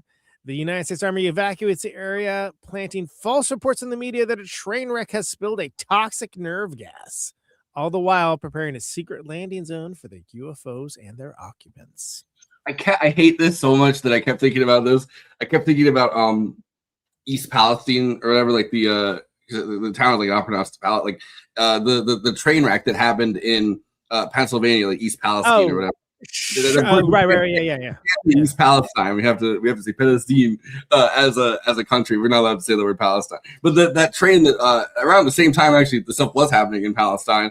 The train that knocked all that toxic whatever, and then Pete Buttigieg had to go try to figure it out. And I still don't remember what happened with that. But the train got knocked over, and it just reminded me of that because everyone's going on the train and it's like, oh no, we've spilled all these toxic materials. And then they already have the thing where they're like, oh, it's like on the news. The news is just giving you so much information in this movie. Yeah. It's like it's already controversial that the government claims that they're moving all of these toxic chemicals from point A to point B using government trains or whatever. It's like there it is again. Like people are really going to protest about this one. Remember? You'll be mad about it. Yeah, all that stuff is pretty interesting. It all happens very quickly, with the aid of the military. So I think that's interesting. And then they're like Devil's Tower, Wyoming, and then he's like, "Whoa!" He does the Leo pointing thing. He's like, "That's the place." Meanwhile, Roy erratically begins throwing plants, dirt, and other garbage through the window into the kitchen, causing I kind of wanted to do this as a kid. causing upset Ronnie to leave him.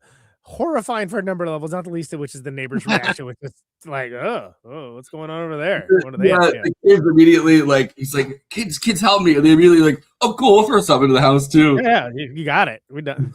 I'm in. Say less. I'm oh, you got a point for this? Who cares?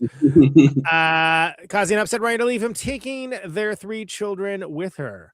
When a despairing Roy inadvertently sees a television news program about the train wreck near Devil's Tower, great shot composition, TV in the foreground with Devil's Tower, faux Devil's Tower made of garbage and junk in the background. Really, really cool. We, as an audience, see it while he's talking on the phone, and he does not see it. And the whole time, like, is he going to see this? Yeah. This is crazy. Which, obviously, if you know the movie, then you know he is. We saw a Budweiser ad. You saw that. We see a classic Budweiser ad. Yeah, so the Clydesdales that I loved when I was a kid. But like that is the audience knows more than Roy at this point, right? It's like, there it is. It's right there, dude. Like, look over there. What this way? What over here? not to overuse the word trope or whatever, but classic trope. I'm gonna take the kids to my sisters. Sure. I feel like I wonder because you have like the movie trope thing, whatever the database of it. There's got to be like, especially from this time period, like 50 movies that like I'm taking the kids to my sisters. He realizes the mental image of a mountain plaguing him is real. Jillian sees the same broadcast, and she and Roy, as well as many others with similar visions and experience, travel to the site in spite of the public warnings about nerve gas. So, yeah, I mean, this is sort of like these are all people that, for whatever reason were, given the invite. But getting the invite is just the beginning. They also, I like the guy that's automatically selling canaries in the cage. He's like, get your canaries. Yeah. It's like, I wouldn't let my dog do it. And certainly your life is worth more than a dog, blah, blah, blah. Yeah, very P.T. Barnum, sort of like, wow, this guy like figured out. I remember being horrified that people are worth more than a dog. I remember being horrified when I asked my dad, like, why are there birds? It's like, oh, because if the bird dies, then there's nerve gas. And I was like, oh, they would use a bird for that? That's terrible. I was like so like hung up on that. I was used to seeing it in like a situation where it's a mine. Like I wasn't used to having like a situation where you see the bird like in a car, right? Or you see a bird, you see like the canary in a cage. Like I feel like it's almost jarring outside of the space of like a mine.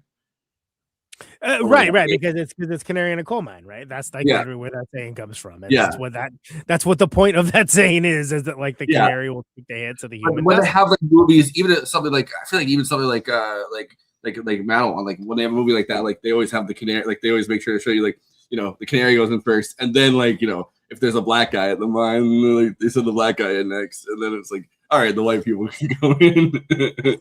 That's the pecking order, so to speak. Yeah. Or if it was Train Dreams. They said the Chinese guy in there. Oh yeah, absolutely. Most of the civilians who are drawn to the site are apprehended by the army, like almost immediately. Almost all of them, except for that one other dude that like gets as far as up to like the trail of Devil's Tower. Like it's almost like a like a scavenger hunt in a weird way. Yeah. All the civilians are interviewed by Lacombe and David. They conclude that it has to mean something that each one of civilians had the same vision of Devil's Tower and compelled to be there even at the pain of death itself. By the way, we didn't comment on. They didn't have the one line. this means something. This is important. Yeah, exactly. Yeah. All that stuff works. We have that great Lacombe and Roy back and forth. Yeah, who are you people? Like that, like great. You know, one of like the great old scenes. You know, you're not the government. You're French.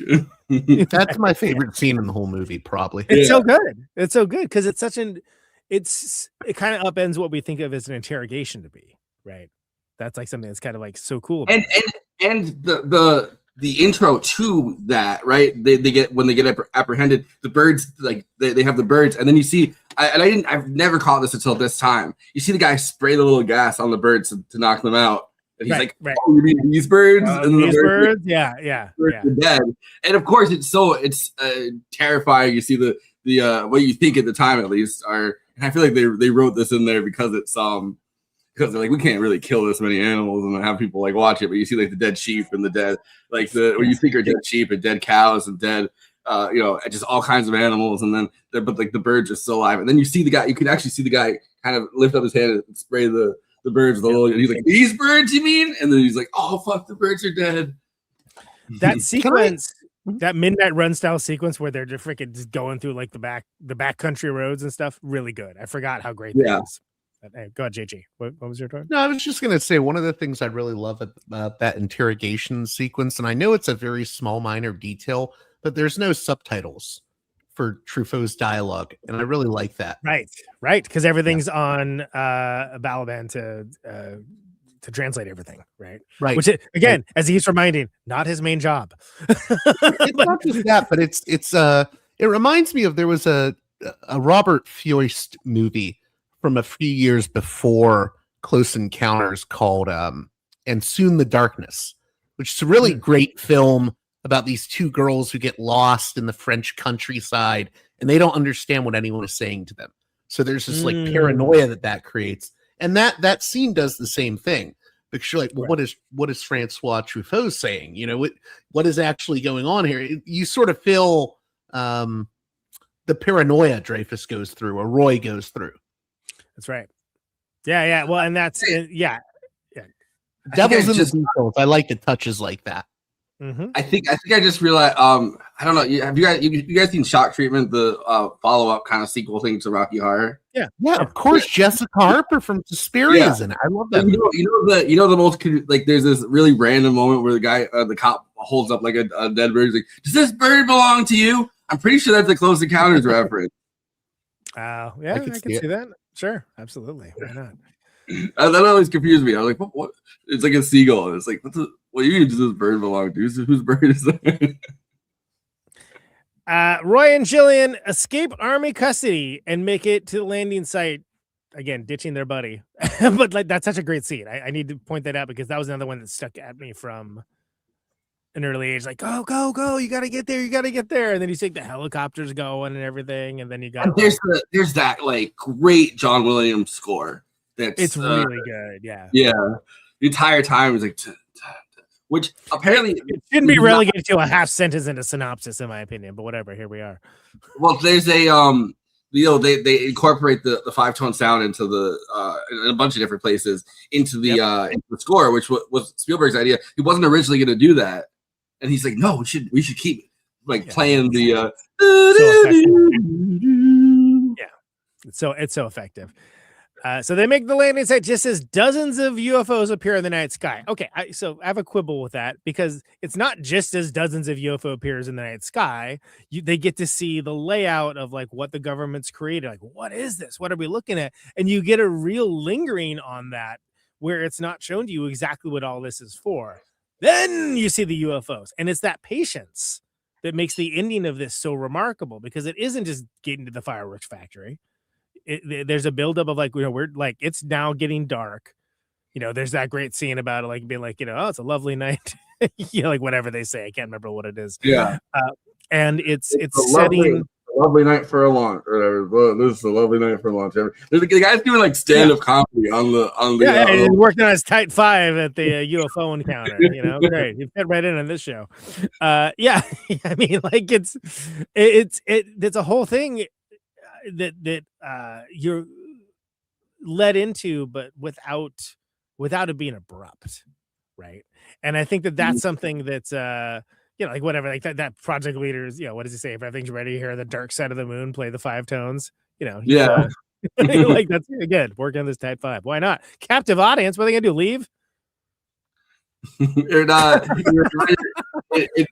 I instantly thought of the Dark Side of the Moon reference when I was on that trip to Italy, like a month and a half ago, and I went to Pompeii, like where Vesuvius and whatever, and there was the Colosseum in the middle of Pompeii, and in the middle underneath the thing they still had the signs up. Pink Floyd plays the Colosseum.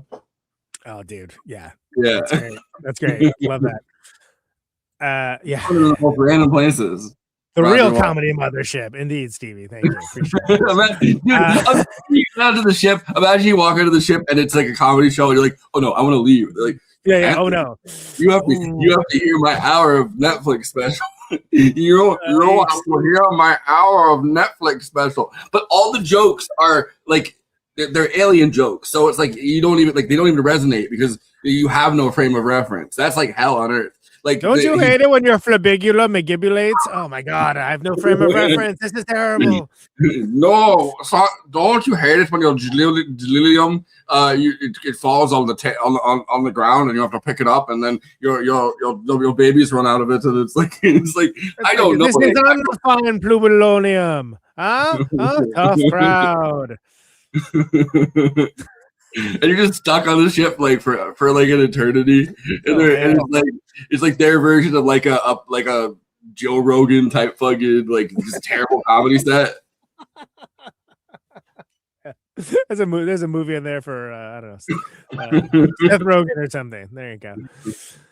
The government specialists at the site begin to communicate with the UFOs by using light and sound on a large electrical billboard. First of all, fantastic to have a visual cue for the music and to have that the repetition of that I don't know, I've always that's what I'm saying, the visual cue of it, like there is something. And by the way, pleased I was to see more than one Simon references, because those games were huge when I was a kid, which was like green, red, blue, and like it was exactly the same thing. It's like, oh, you have to repeat the color sequence to like win the game or whatever, what have you. Whatever like combination of like neurodivergent I am or whatever, as like I've always had this weird attraction to like those kinds of colors, like the flashing of the colors, and it's always like it's always just done something like sensory, like it's like a sensory pleasure kind of thing for me to like see. Like as a kid, like I really liked when you could repeat the thing and you had to repeat those like the lights as you were talking about. Like there's just a weird connection to it that I have. Nice. So they run the sequence. We don't see much. The ships take off and everyone's like, oh, all right, great. Yeah. Okay, cool. We did it, everybody. And then it's like, oh, no, there's more to it than this. We're not done. I identify as a flag flew from my girl. What, did I trigger you? Exactly. That's what you are all triggered. You are not laughing because you are triggered. Do you need a safe space? Do you need a flurgan? You are all snowflakes. Yeah. So we have this incredible moment of narrative tension. Like, well, what's happening? And we start seeing like the clouds. We see the clouds moving before we see the ship, right? Like, whoa, that's what's happening here. What is this all about? And that is a manifestation of some of the things that they say that in some of these books, especially at the time, that you would see those you would see unnatural cloud cover and things along those lines. And I think it's so well deployed in this situation to not just get to the fireworks factory immediately, right? Not to give the prestige of the big ship, to be like, well, those are like little guys. So those are like, the Babu Frick of the Close Encounters universe. Like, what's coming next? And good reference. I know, Conan, you don't have a favorite reference to this, so every time I bring it up, you're like, oh, but like, there's a SpongeBob episode where they reference with the jellyfish. They reference Close Encounters of the Third Kind, so they have a bunch of little ones, and then the big one comes out from behind a thing. Like they think that it's over, and then they catch the little ones, and this gigantic mother jellyfish comes out and like goes over the top. And this is a Close Encounters reference. Well, and it's so iconic too, because again, we're talking about ships that come from space down to Earth. But what's the first thing we see when we see the mothership? It's going up because it's going over Devil's Tower. And so we're like, what is this all about? This is like weird, and then when you see it, it's like, oh man, like it's as big as the friggin' place that they built this base on, like and bigger. And like which is hilarious that they shot a version with the wrong, like a bad version of the ship, where it's like you actually see that giant thing come over, and Spielberg was like, "Oh, I don't like what the ship." I don't like how yeah. Well, right, because it doesn't work if the ship doesn't look cool. Yeah. Right? I mean, it doesn't. If you just see like, some dumbass Plan 9 pie plate thing, then you're like, all right. Come on. The guy I like the I like the government guy who like wants them to know he has a sense of humor. So he's like, "This is a flying saucer that I spotted." He's like, that I bought from a Japanese retailer, blah, blah, blah. It's like, come on, dude, take this seriously for once. It's the same guy. Maybe it's a project manager. Who knows? Could be the same sense of humor. So an enormous mothership lands at the site, releasing. Wow, they're skipping past so much stuff in this synopsis. Okay, before any of that happens, we get the back and forth that we don't get just the. I'm just going to take over the synopsis and not read that because they're skipping so much stuff. Like it goes from being page manual synopsis. Doesn't have key details and plot points. And instead of just the initial 5 tones, which they go back and forth with, then there's a back exchange, but there's like a waiting, and then you get that do do do blah blah, where it's like, yeah, we get it, we get it. I forgot I did this. Right. We hear that. We hear that like 1,000 times, but then they keep playing it, and then like do do do bruh, and like all the glass shots. Like, yeah, cool. Hello, we get it. Yeah, hi. And last night I figured it would come in handy for multiple movies, so I have the 5-tone thing on the soundboard now. Nice.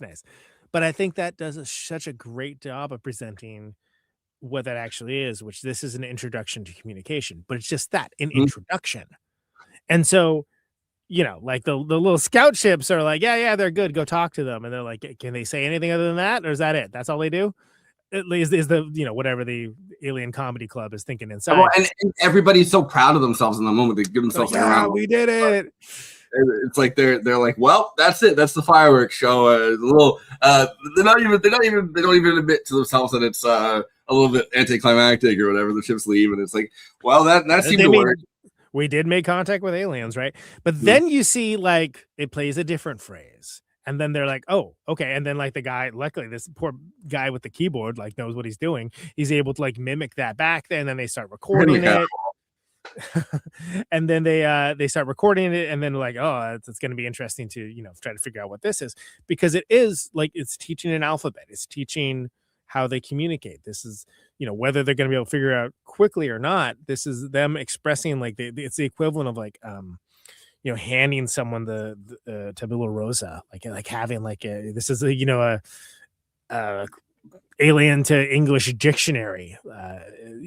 This is something that's going to give you the keys to unlock things in the future, which is not what's happening right now. It's just that like it's all done through music, which again is something that I guess if you're an alien race that doesn't have ears, wouldn't work so well. But it's something that like there is something universal about sounds and melody. Like I could get into like things like the circle of fifths and music theory and stuff along those lines. But there's a mathematicalness to it. As much as so many musicians I know do not ever want to admit that.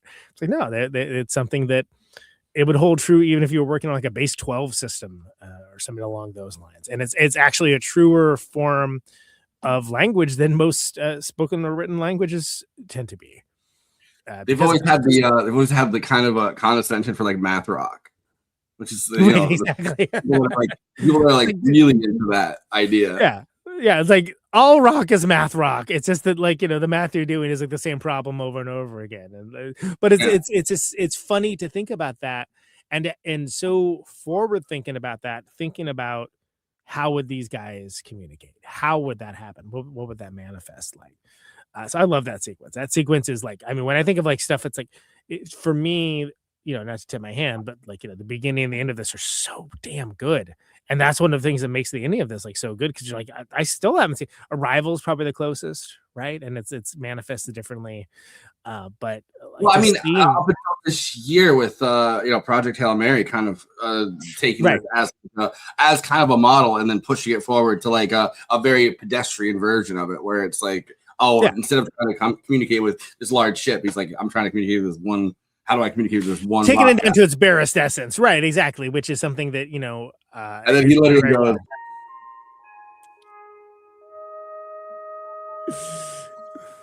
And we'll talk about that next episode as well, because that's the next movie we're doing. But so anyway, I love that scene so much. That scene is so awesomely cinematic.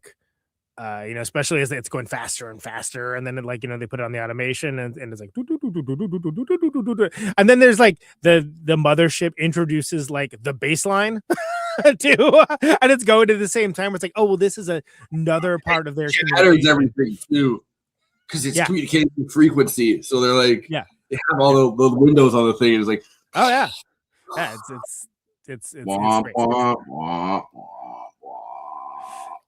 So PJ in there, and he's like, womp, womp, womp, womp, womp, womp. So the author of this synopsis didn't think any of that was very important, but I do. So therefore, we're including that.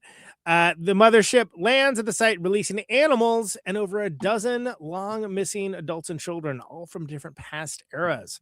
Among these reducted. So it's the Bohemian Triangle all over again.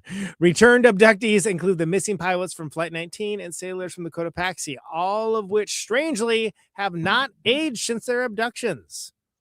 Barry is also returned and reunited with the relieved Jillian, who finally books it down to the bottom. Also, by the way, props to her. She's taking pictures. She's about the older people taking pictures. Props to her. The government officials decide to include Roy in a group of people whom they have selected to be potential visitors to the mothership and hastily prepare him. All right, so good for Roy. They give the little Christian benediction to him. Yeah, exactly. As the aliens finally emerge from the mothership, they select Roy to join them on their travels. One of the people they initially selected would be their choice. Who could have predicted? You look like you would get my jokes. Come on aboard the comedy mothership.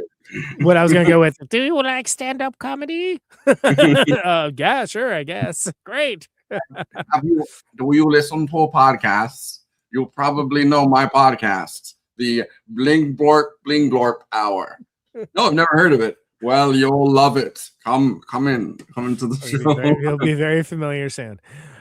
As Roy enters the mothership, one of the alien pauses for a few moments with the humans. Lacombe, again, to be clear, the dude that, as JG was so quick to point out, does not speak the same language as the rest of the scientists, uses Kerwin hand signs that correspond to the 5-note alien tonal phrase. Forrest, please hit it.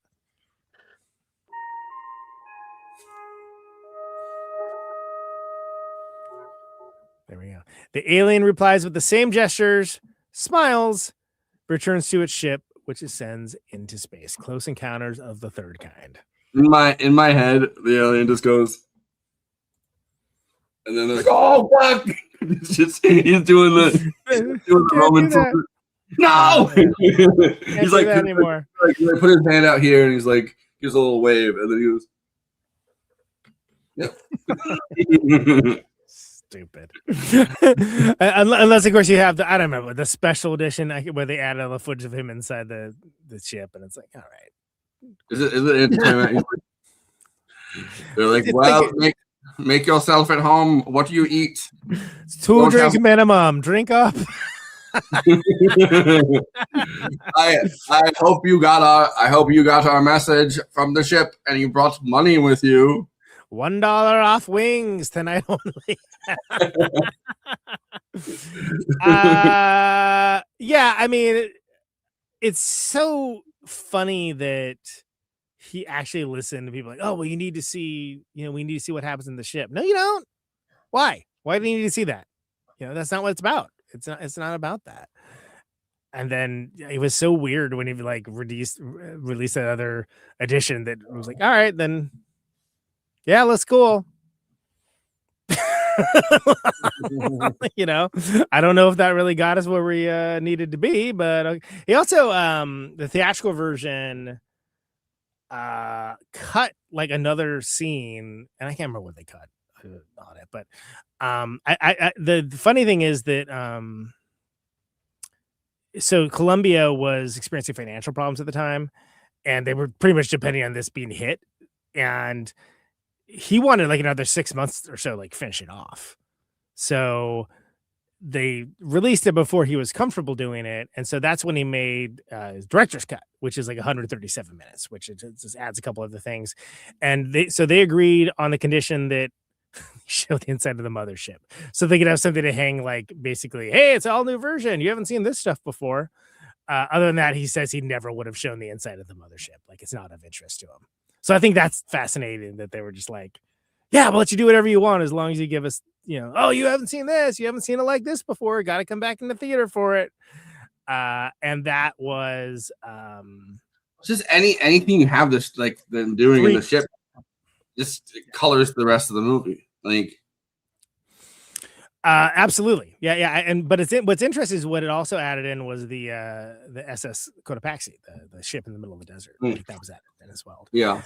But then, so when he did the collector's edition, the director's cut, which is, you know, basically become the version most people know, that removes all the mothership interior stuff. And then also comedy is legal again in here, people. But the special edition, which is stuff with the mothership interior, that was the only version available for many years on VHS, which is of course how most people saw it. And so one of the first releases for it that included the variant, and this is one of the first times that they did it, Criterion Collection. They offered two versions for the Laserdisc, everybody. One is the variant of the original 77 edition, and the other one is a special edition. So it was the first time that they offered two distinctly different versions that were on there, and which of course led to that being pretty common amongst movies to have a director's cut or like another edition. If you have like a deluxe, not for Laserdisc specifically, but for any edition of things. Which How many like famous films at this point? I mean, going back even to like Orson Welles, where it's like, oh, if I got my cut out there, it would have been way, like everything would have been way different. So the director's cut, like it definitely gives the director like the chance if they've clashed with the studio, which they almost inevitably do on something, right? Like it gives them the permission, I guess, to show you what their cut would have looked like. So to be explicitly clear, that was in 1990 that Criterion did that. But the one that blew that whole thing open, this would be a good trivia question, by the way. Terminator 2, nice, which was huge. Huge hit, yeah. But the Terminator 2, the theatrical versus the director's cut, that was like something that like that gave that movie that already had, you know, it's hard to explain how huge of a hit that was, like just like epoch defining hit. It gave it a whole nother life, and then it started to be, as happens with a lot of things, learning all the wrong lessons. You know, it's like, all right, we're gonna have movies, the Slapshot, you know, the version you weren't meant to see. Okay, really? What else is in it? Some more jokes. What is it? Uncut, uncensored, on whatever. Like, you know, every comedy that was like, oh, this is a PG-13 comedy, uncut, uncensored, more gross out gags. Yeah. It's like some of those jokes would have been good. Those jokes stunk, but anyway, yeah. I've come up with what the aliens want. I think I've come up with it. So instead of having Devil's Tower, right? They put a microphone into everybody's minds that sees the UFOs. So the UFOs are going by. So they put a microphone, like a stand-up mic, in everybody's mind, so that they're all of a sudden they have to work on their like Type 5 or Type 10. And you go to the mothership, and it's like a Kill Tony style, one of those contestant shows where they pick your name out of a hat and you have to go up on stage and do so everybody's stuck on the ship for the next eternity, and they each get a turn and they have to do their Type 5 or like a Type 10 or like whatever it whatever it is on the ship. So they're all actually being groomed into being like and then the aliens obviously lift the jokes like SNL kind of does sometimes, where they lift the jokes from like talented like street comedians or whatever. So they're doing that. They're scoping around for like a What are humans gonna do? You know. I feel like Adam McKay would appreciate this, but yeah, he's not on this episode. Anyway, Letterboxd, of course, is a site for film lovers to talk at with and to each other about the films that they love, maybe the films that they didn't love, maybe the films that they were just pointing out accurately. What a bad dad Rainieri was. And of course, all of this is best expressed succinctly. It is a bottom-up democracy. Everyone's have their say, not Siskel's and Eberts of the world, but it is best to keep it short for the purposes of this bit. Did those kids even notice their dad was gone? I don't think they did. Where every week I collect the best of these short reviews for Forrest and the panel to react to, laugh at, with, etc. That's what this is. These are the Letterboxd one-liners for Close Encounters of the Third Kind. Let's go. Love to follow the hero's journey to Wyoming. The only time that's ever happened, besides maybe one of those Western like novels or whatever, where it's like, oh, we end up in Wyoming. Or like it's I guess it's not. I don't think it's the Minari or whatever where it's like sure right. Wow, Minari, yeah, from The Walking Dead, following the American dream. Right, exactly. That's what's got to be a beautiful fantasy that intelligent life is out there and will come in peace, and that also if your father left, it would be for very important reasons. Don't worry, child. He has gone out for cigarettes, and he will be back. Oh, he went out for cigarettes. He'll be back. They beam a pack of smokes into the kids' minds from the mothership. They accidentally get them addicted to smoking at like 8. How many kids do you think their dad said, "Oh, I'm going out for a pack of smokes," and then left, and then the kids ended up trying to like chase the dad down to a bodega or like a place that sells cigarettes, and then ended up going, well, I might as well smoke myself if dad wanted to do it. Oh, and like dark. I thought the stand-up comedy material was dark. Do you ever have a situation where your dad leaves for cigarettes and you follow him to the store and then you trip over a glebel door? You follow him to the Smorgasbord and you get a pack of Gleepin Globbin, and everybody looks at you strange because they think you are. You guys are triggered. Oh no, that's my time. You guys need a safe space.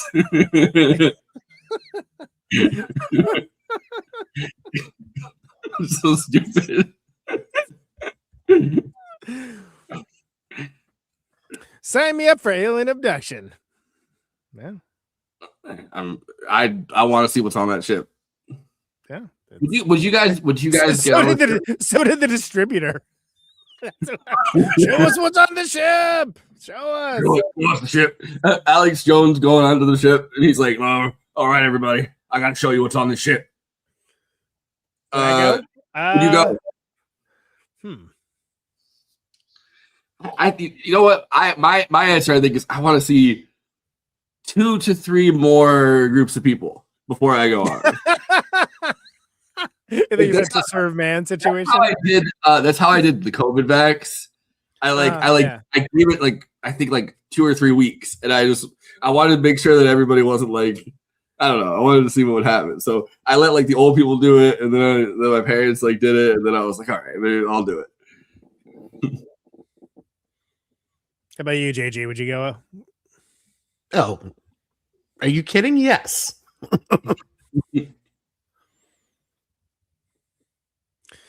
Ba ba ba ba ba.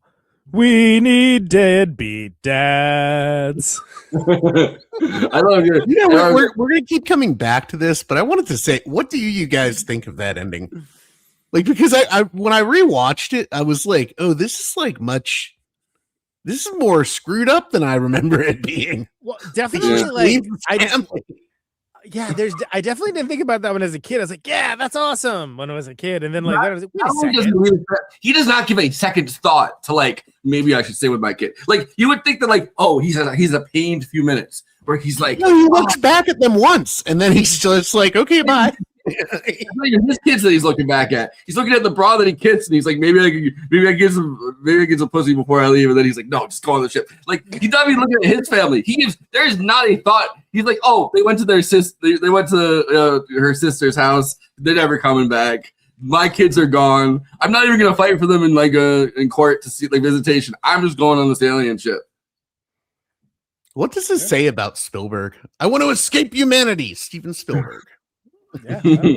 Well, but like I don't know. I feel like this movie is colored differently for me a little bit after watching Fabelmans, where it's like he has these like lingering issues with both his dad and his mom because his mom cheated on his dad, and then his dad was kind of just a pussy about it, and he was like, you kind of looked at him disdainfully at the end of that movie. Like I just feel like maybe I feel like he works through his own issues on this. He's like.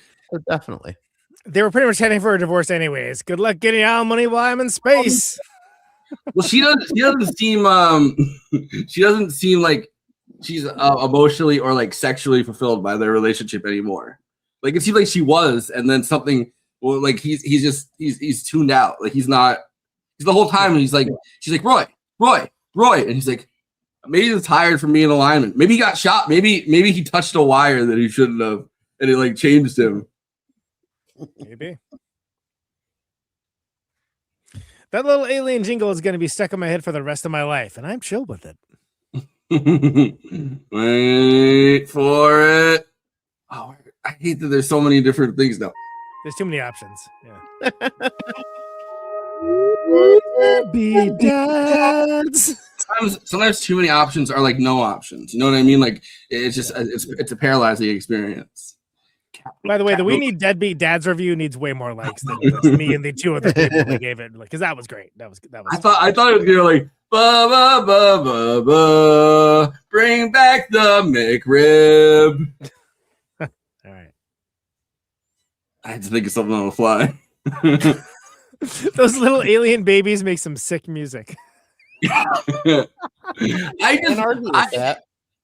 Like learning like where they were shooting. Like they were shooting it on an aircraft carrier in Mobile, Alabama, and they were just local children. And I have to imagine like all of the kids look like Deliverance when they took off the banjo kid for Deliverance when they took off the alien costumes. Maybe that kid could have done some crazy work like communicating with the aliens. Oh sure, he's like the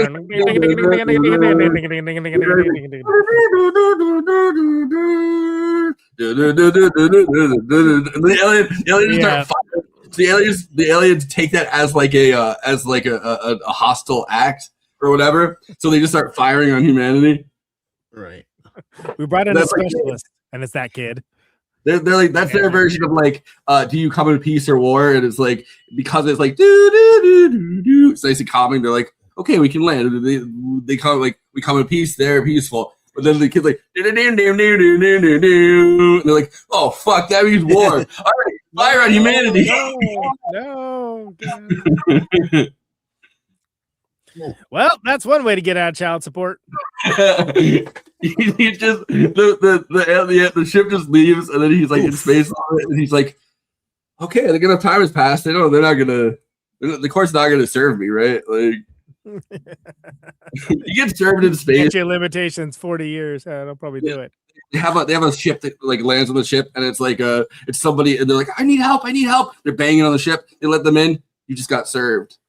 He's like, how did you find me? How did you find me? It's like a dude in a spacesuit. Yeah, process server. Man, they're diligent. You know what I found out the other day? I don't. The reason that most people get their passports revoked by the State Department is unpaid child support or unpaid alimony. So like you can be like a different country. The State Department will just rip up your passport. Be like, you're an African now. Yeah. You much like never mind. I'm about to come back. You went out for smokes. You ended up in the Nile. God forbid a man have hobbies.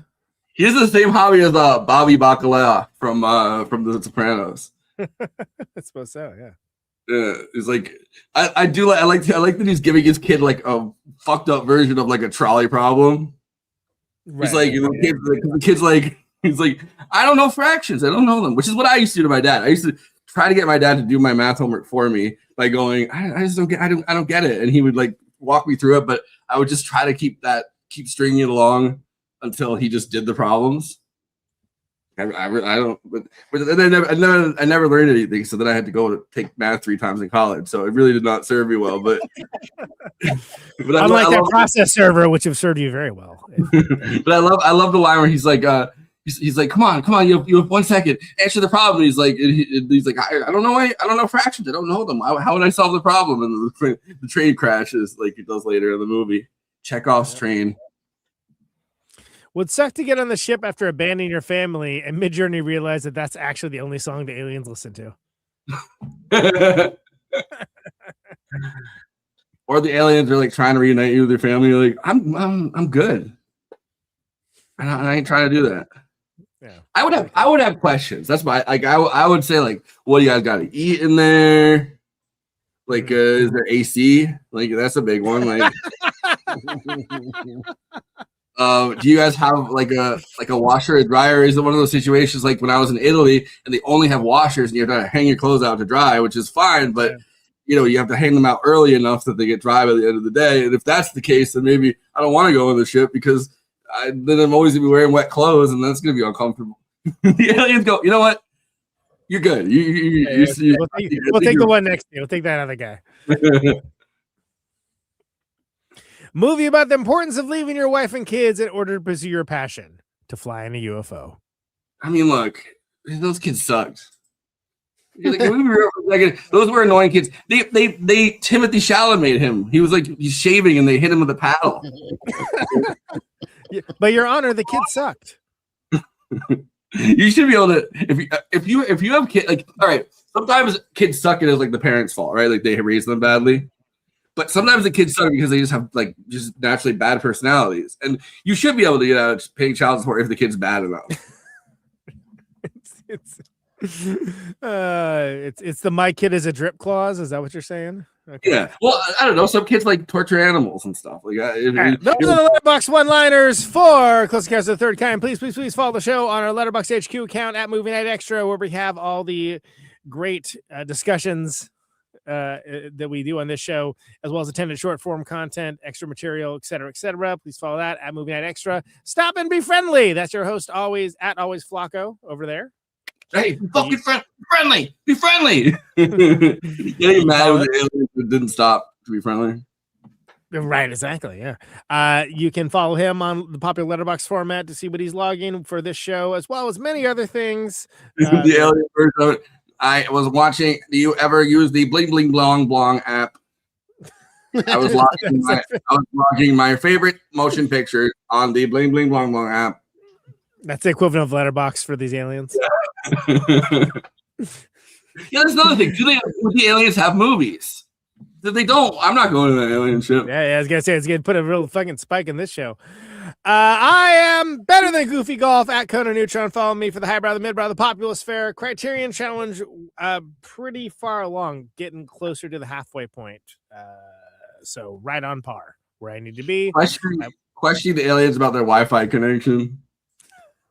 How's the Wi-Fi up there? Follow me along for that. Reviewing new releases, classic movies, so on and so on. Saw a really good one recently that it's lesbian rom-com, Saving Face, but starring like Asian folks, really good. Starring the incredible Asian rom-com. That's yeah, it's great. It was really freaking good.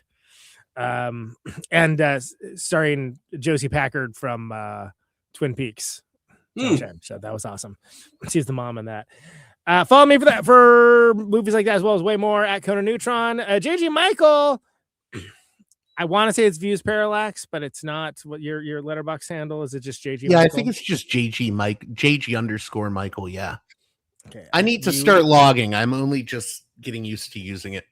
You got your top 4 set, which is good, and you got your link set, which is important. But you need to log a few things. So go encourage JG Michael if you're a Letterboxd person to get him logging on that format. Let's hit it with you gotta get him logging. Gotta get him logging.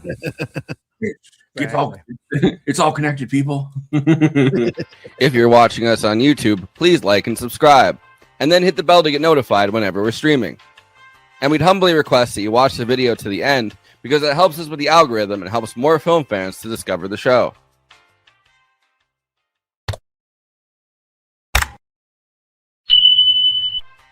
We're also monetized. If you want to get your chat questions definitely read on stream, you can always send us a super chat, which will help us keep the show going. Every cent helps. If you're watching on Twitch, you can gift us a free sub on Amazon Prime with your Prime membership, but getting subs on Twitch is always appreciated, and it helps to follow us on there as well. We also have an audio feed, which is available wherever you download podcasts, if you prefer to listen to podcasts rather than watch the stream. That's updated usually the same day we stream, but watching on YouTube and Twitch is the best way to get the show first, live as it happens. If you want to support us with a monthly donation and get access to all of our after parties forever, which go patron only after we do them, you can become a patron at patreon.com/movie night extra. Link is in the description for that. It really helps us keep the show going since we do have some expenses to make this happen. We also have a Discord community. Link is in the description for that. We sometimes watch movies we cover on there. We get into conversations about everything from film to TV shows to related podcasts. We even have a Discord channel for memes. It's really fun on there. You can find us on all the social media platforms: Facebook, Instagram, Blue Sky, Twitter, and Threads. You connect with us on all of those. Talk to us. We'd love to hear from you. Lastly, we recently made a TikTok at Movie Night Extra where we're putting up short form clips from the episodes. Okay, passing this to Conan so he can tell you about his music and this week's Protonic Reversal. Conan, who's on Protonic this week? That's right. So Protonic, not a top priority right now because, of course, it is Caterwaul week, but I did have Greg Deal, the Dead Pioneers, on Protonic. Really interesting indigenous punk band from Denver. Greg Deal was a visual artist before getting into music. They have a lot of incendiary songs and lyrics. One of the latest songs called Nazi Teeth, as in punching them. And really interesting fella. So that's going to be hitting the general feed tomorrow morning. Protonicreversal.com for that. For the archives, always free. Patreon.com/Protonicreversal. That's right. $1 a month advance access for that. No Protonic this week because, of course, Caterwaul is happening. Caterwaul, baby. It is Caterwaul weekend. It is all happening. If you can scroll down a little bit for us, you can see the wonderful poster that Aesthetic Apparatus put together. Really cool stuff.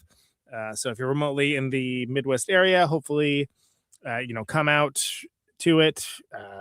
Friday is sold out. Saturday and Sunday tickets still available. Rye Coalition is playing. I still can't believe Rye Coalition is playing. That's amazing. Dazzling Killman, Digits, Mike Watt, Season of Risk, Stress Position. So many great bands coming out. Caterwaul.org. It won't just be me there. Forrest comes out yearly as well, so he'll be out there as well. Come say hello. Holding the camera. Yeah, don't bother him, but say hello. You're Steven Spielberg or whatever, Yeah, Steven Spielberg over here. At neutronfriends.com and neutronfriends.bandcamp.com for Conan Neutron, the Secret Friends. We're heading back to the East Coast at the end of June.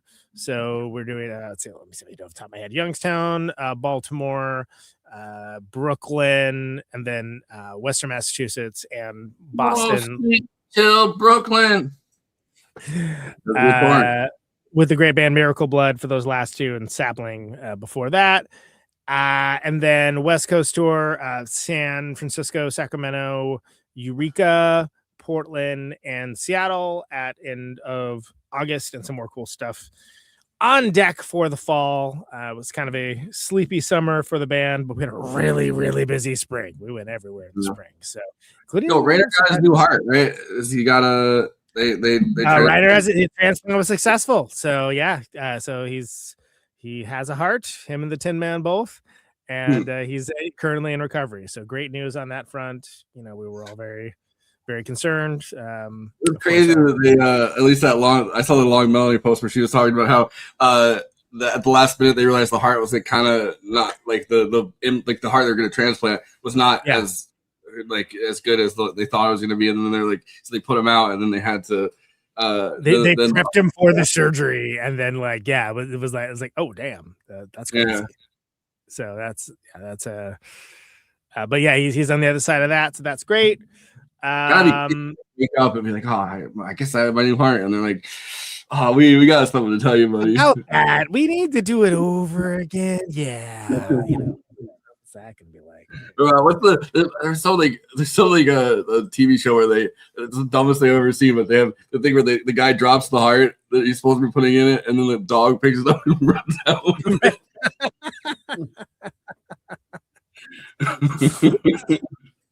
Silly.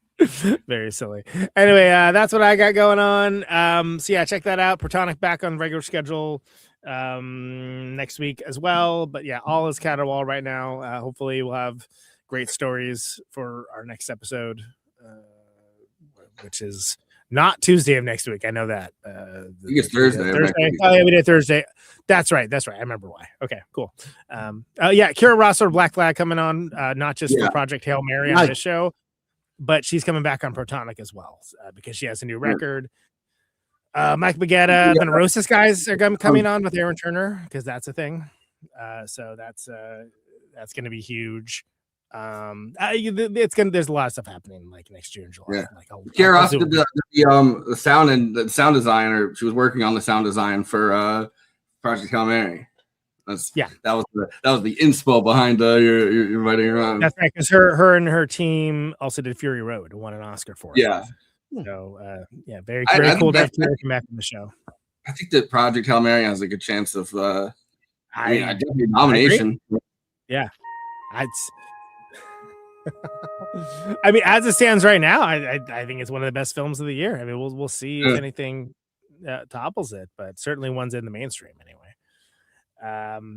So we'll disrespect I Love Boosters, but if it was up to me, I'd be like, I love Boosters, but yeah, I mean, I don't think it's going to get an Oscar nominations. I mean, great if it does. I mean, I'm there for it, but we actually like capitalism, so we're not gonna. Kristina, of course, is going to be doing her streaming when she does it. I don't think you guys are doing Absurdity Space tomorrow, though. You said, yeah. I think I'm going to. What I think I'm going to do is I'm going to send Nick our Mad Max Fury Road episode that we did with Kerry Rossler, and oh, good, get it. Sure. Then I'll half of it this week, half of it next week, and then we can prep people. Awesome. And but I'm sure she will be. Kristina has other streams going on, so please follow her channel for all the normal things. JG, what do you got for plugs? I wanted to say for Kristina's thing, she also has, I guess I put it. She has a Kofi or a coffee, whatever you call it. She's KofiAnon.com, right? Yeah, KofiAnon. No, she's trying to save up for her laptop because I guess she hit whatever goal she was trying to reach for. Like she paid her phone and everything, so she's trying to save up for a laptop. So she has I think it's like her Cosmopolitics on coffee or Kofi or however you pronounce it. Cosmopolitics on coffee. Have you ever had that? Anyway, whatever. Weed. You ever done that? Weed. JG, what do you got? Just look out for my podcast. You can use any of the podcast services, Google Parallax Views. I do a lot more political, foreign policy, in other words, depressing stuff, just interviewing different experts on current events and whatnot. Although I have been covering movies with C. Derek Varn on my Patreon, patreon.com. Hey, you're stepping on our view. Yeah, exactly. You're hearing from our lawyers. We covered, we're very litigious on this show. Well, we just covered, because it got a 4K restoration, we ended up covering David Fincher's Fight Club. So that's the latest Patreon episode. Conan went on Afternoon Tune. I went on Afternoon Tune, and Josh said, Fight Club, first time watch.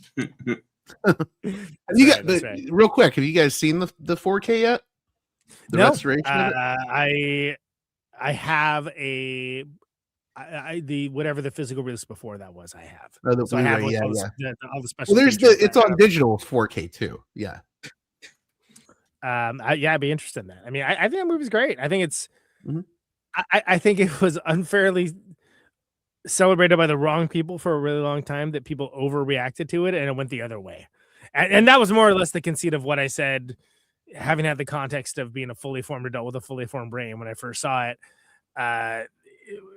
all the way to now, when I was on Afternoon Tune talking about it, was like, no, it's turned back around. It's actually kind of underrated, and like people don't give it enough credit because people like were so. Again, there are people that's like, oh, it's cool guys doing cool guys stuff. They're not seeing the satirical elements of it because people just can't do satire now. They don't understand it or appreciate it. And I'm not saying that there isn't some flaws to it, but I think it's a wonderful movie, and I think it's unfairly maligned. If you're gonna malign something based on their fan base, wait till you hear about Radiohead.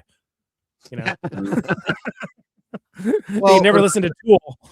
Thank you, Tool. Everybody, great fan base. There's a while when I feel like because of Fight Club, like everybody was like reading the next one, like Choke or whatever. They're like, this is Power Check. We love the guy, and like I feel like a lot of like high school kids read it. But Power Check, whatever. Hey, get over here, Power Check. Write me another book. I think Choke's great. I mean, I've read not all of his books, but a lot of them. I think he's a great author. I met him in person once and gave him a Replicator CD years back. Nice. He was very cool about it. Actually, wait, that's wrong.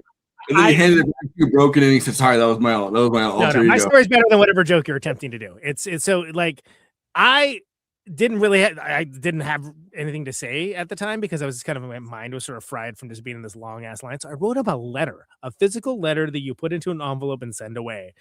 And he not only wrote a letter back, he sent me a box full of, I could only describe it as like crazy, like random stuff, like tricks, cigarettes, and like one of his books, and it was stamped like from like some obscure library in Romania or something along those lines, and like this really like nice long letter answering all the points that I said. And I guess when he is winding down from doing book events, from reading and stuff like that, he would make necklaces.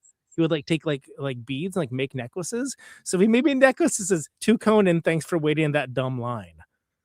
Necklace from Chuck Palahniuk, and I still have it to this day. I still have most of the junk that he sent over too, but I thought that was the sweetest thing in the world. I was like, I never expected a response. I was just like, oh, I had whatever. It was me, so whatever I had probably had some saliency, I guess, but like I didn't expect to get a response back at all. I just was like, oh, it sucks that like I wasn't able to be articulate in that moment. You know, that one moment you have to like have that interaction, like it wasn't to my liking, and he really vibed on that. I thought that was really cool of him. So Chuck Palahniuk, do you have like a PO box kind of thing? Because I feel like a lot of authors and stuff will get a PO box and then they'll like put it out there and you can write them like. It was so long ago, I honestly don't remember, but I somehow found a way to write him a letter, and like that's and I'm not saying go write Chuck Palahniuk a letter. He probably doesn't do that anymore. It was a long time ago, but he was a really cool dude. Like I remember probably because of like stuff like this, but the guy that played, or his handle for books or whatever was Lemony Snicket, but like Daniel Handler, like that guy. Yeah. I remember he had a PO box that he would like and somebody he would write kids letters back or whatever. That dude, friend of a friend. By the way, which I didn't realize at the time. He always seemed very very, very witty, but like kind of spectrum-y too.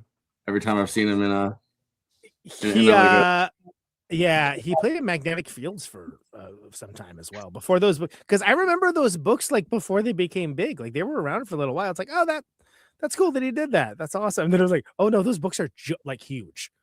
Yeah, they made the movie version of it with Jim Carrey, Meryl Streep. That's right. Yeah, a huge cast, and that did not go very well. Everyone was like, "What the fuck is this?" But then they made that series that was like really good. But they let Daniel Handler actually write the teleplays for it, and that series was really good. And but he was able to just but he also I love those books as a kid. Like those are like my favorite books when I was a kid. And but he did the thing where he was kind of like trying to halfway through the series, or like he was like, oh, I want to make this whole conspiracy, and then he like tried to retroactively add the characters and stuff to be like, oh, they were in the conspiracy and everyone else was in the conspiracy. Right. Okay, sure. I always got the feeling that like he had thought of it a few books into it, so it was like, yeah, come on, how do I do this? That's funny. Anyway, we're basically doing the after party right before we do the final thoughts, because we're not doing an after party tonight. But yeah, Chuck Palahniuk, good guy. I would be rad, underrated movie. We've never done on this show. Yeah, I would do Club. Have we done? What feature have we done? I guess we did. Getting the show canceled off YouTube because we talked about Fight Club. Oh man, demonetize it. We said there's one rule. Yeah, only one rule, people. If you ever do Panic Room, let me know. I like Panic Room a lot, and I know that's one no one talks about. I don't think we've ever done a Fincher movie. Now that I think about it, let's see, 7. No, we haven't done that. Social Network, definitely. Zodiac, Gone Girl. We on the list of movies for when you're on tour, we have The Killer, but we didn't end up. Yeah, because I thought that was fine. I just like I don't even know what am I going to say about that. We talked about Zodiac on the show before, but not as an episode. Talked about 7 a bunch of times, but not as an episode. We talked about Gone Girl, but not as an episode. No, those will be good. That's weird. That's weird that we've never done a David Fincher movie. That seems odd to me, but whatever, it happens. I mean, what was the one that we didn't do to episode 300? I can't remember. Doesn't matter. Fuck, I forgot that he made the movie version of a Girl with the Dragon Tattoo, the one that wasn't a Norwegian movie. Oh, the Daniel Craig Rooney Mara one. Yeah, right. I like that movie. Yeah. I thought that was good. I really liked those books. I think I read all 3 of them. I remember they were very dark. I liked that about them. Yeah, but I wouldn't have been able to read them when I was younger. I think I would have been like, whoa, so I read them. I think I must have been a teenager when I read them. Great soundtrack on that one too. JD, got any final thoughts on good old Close Encounters of the Third Kind? Okay, so this may come off as tangential, but we haven't talked about it. I just want to say that Bob Balaban is a national treasure. This dude has appeared in everything from Close Encounters to Altered States. He was in Seinfeld. He directed the first episode of Tales from the Dark Side, and he writes children's novels or children's books. I'm like, this dude's a national treasure. He's like one of those, I know that guy. I remember him from Seinfeld. I love Bob Balaban, and we didn't talk about him enough. I know he doesn't do We much. barely talked about him. Yeah. I can tell you this, in some of the bonus features, he has a striking resemblance to Ari Aster with how he has his hair. He's such a fascinating guy. One of the funny things is that he did not speak French, but he lied to Spielberg and said he did speak French. Right. He just spoke one sentence of very confident French and BS his way into it, which I love. That's amazing. Spielberg's quote on it, cause I remember when I was watching the thing, he says, "I encourage actors to lie to get roles." Yeah. If you can lie your way to a role, just do it. You're an actor. That's your. Brazil was one you guys took a while to cover. That's true, but we did do 12 Monkeys, so we did have a Terry Gilliam before that. But there's a lot of Terry Gilliam we haven't that we could. I don't know. Sometimes just we get on a down one path, we kind of forget about stuff. Yeah, it happens. We used to be way worse with it when we would get on one path with a director, and then I would be like, I want this one, watch this. Down the rabbit hole. Yeah. You gotta do Baron Munchausen at some point. Kristina, speaking exactly what I'm thinking.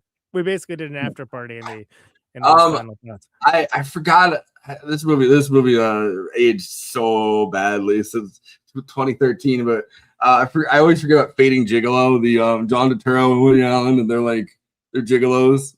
I don't know this. Oh wow. Okay. Oh, this is when Woody Allen's getting he's getting canceled. He's an aging gigolo. He and John Turturro are they're going back and forth. It's very free, because it's modern day Woody Allen. It's a little bit different where it's very free. Free flowing. But it Match was Point, Blue Jasmine. As all of it, 2 years before Me Too started. It was one of his last movies because he does one movie a year still. Woody Allen at this point, and only Europeans watch them. But anyway.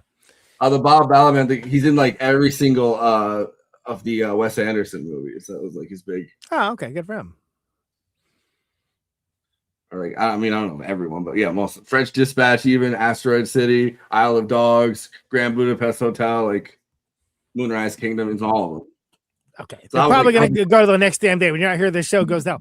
I'd like to point out that is not true objectively. This show has gone to hell. I agree with that, but I am the one that keeps this show on track. Just that synopsis that was not doing it tonight, but whatever. Let's talk about, right? I don't even if this show's gone to hell. We've just gone long. Go long. I don't know. We could have cut some of the material about the stand up on the chip. All right, my final thoughts. Great. Deeply humane sci-fi film that kind of explores male obsession, mysticism, and important placement of music as a correlating factor to language and what brings us all together. Pretty cool. Yeah. Pretty cool. Like, the middle drags big time, but I love the beginning and especially the end quite a bit, and really, really cool movie. I forgot Bob Balaban's and Bob Roberts. I was trying to figure out where I know everything. Bob's. What about Bob? They should go to that movie. What about Bob? Right? Yeah, right. Thank you. What about Bob Roberts too? What about Bob? Yeah. So next week we're doing Project Hail Mary. I hope people are happy. You got 2.5 hours of prime. All right, maybe like 1.5 hours, and then an hour of extra feature, and you get to see inside the spaceship. This is the special edition version of Movie Night Extravaganza. Yeah. Carey Rossler from Black Flag, who worked on Project Hail Mary, of course, coming on next week. Excited for that. And then after that, Disclosure Day.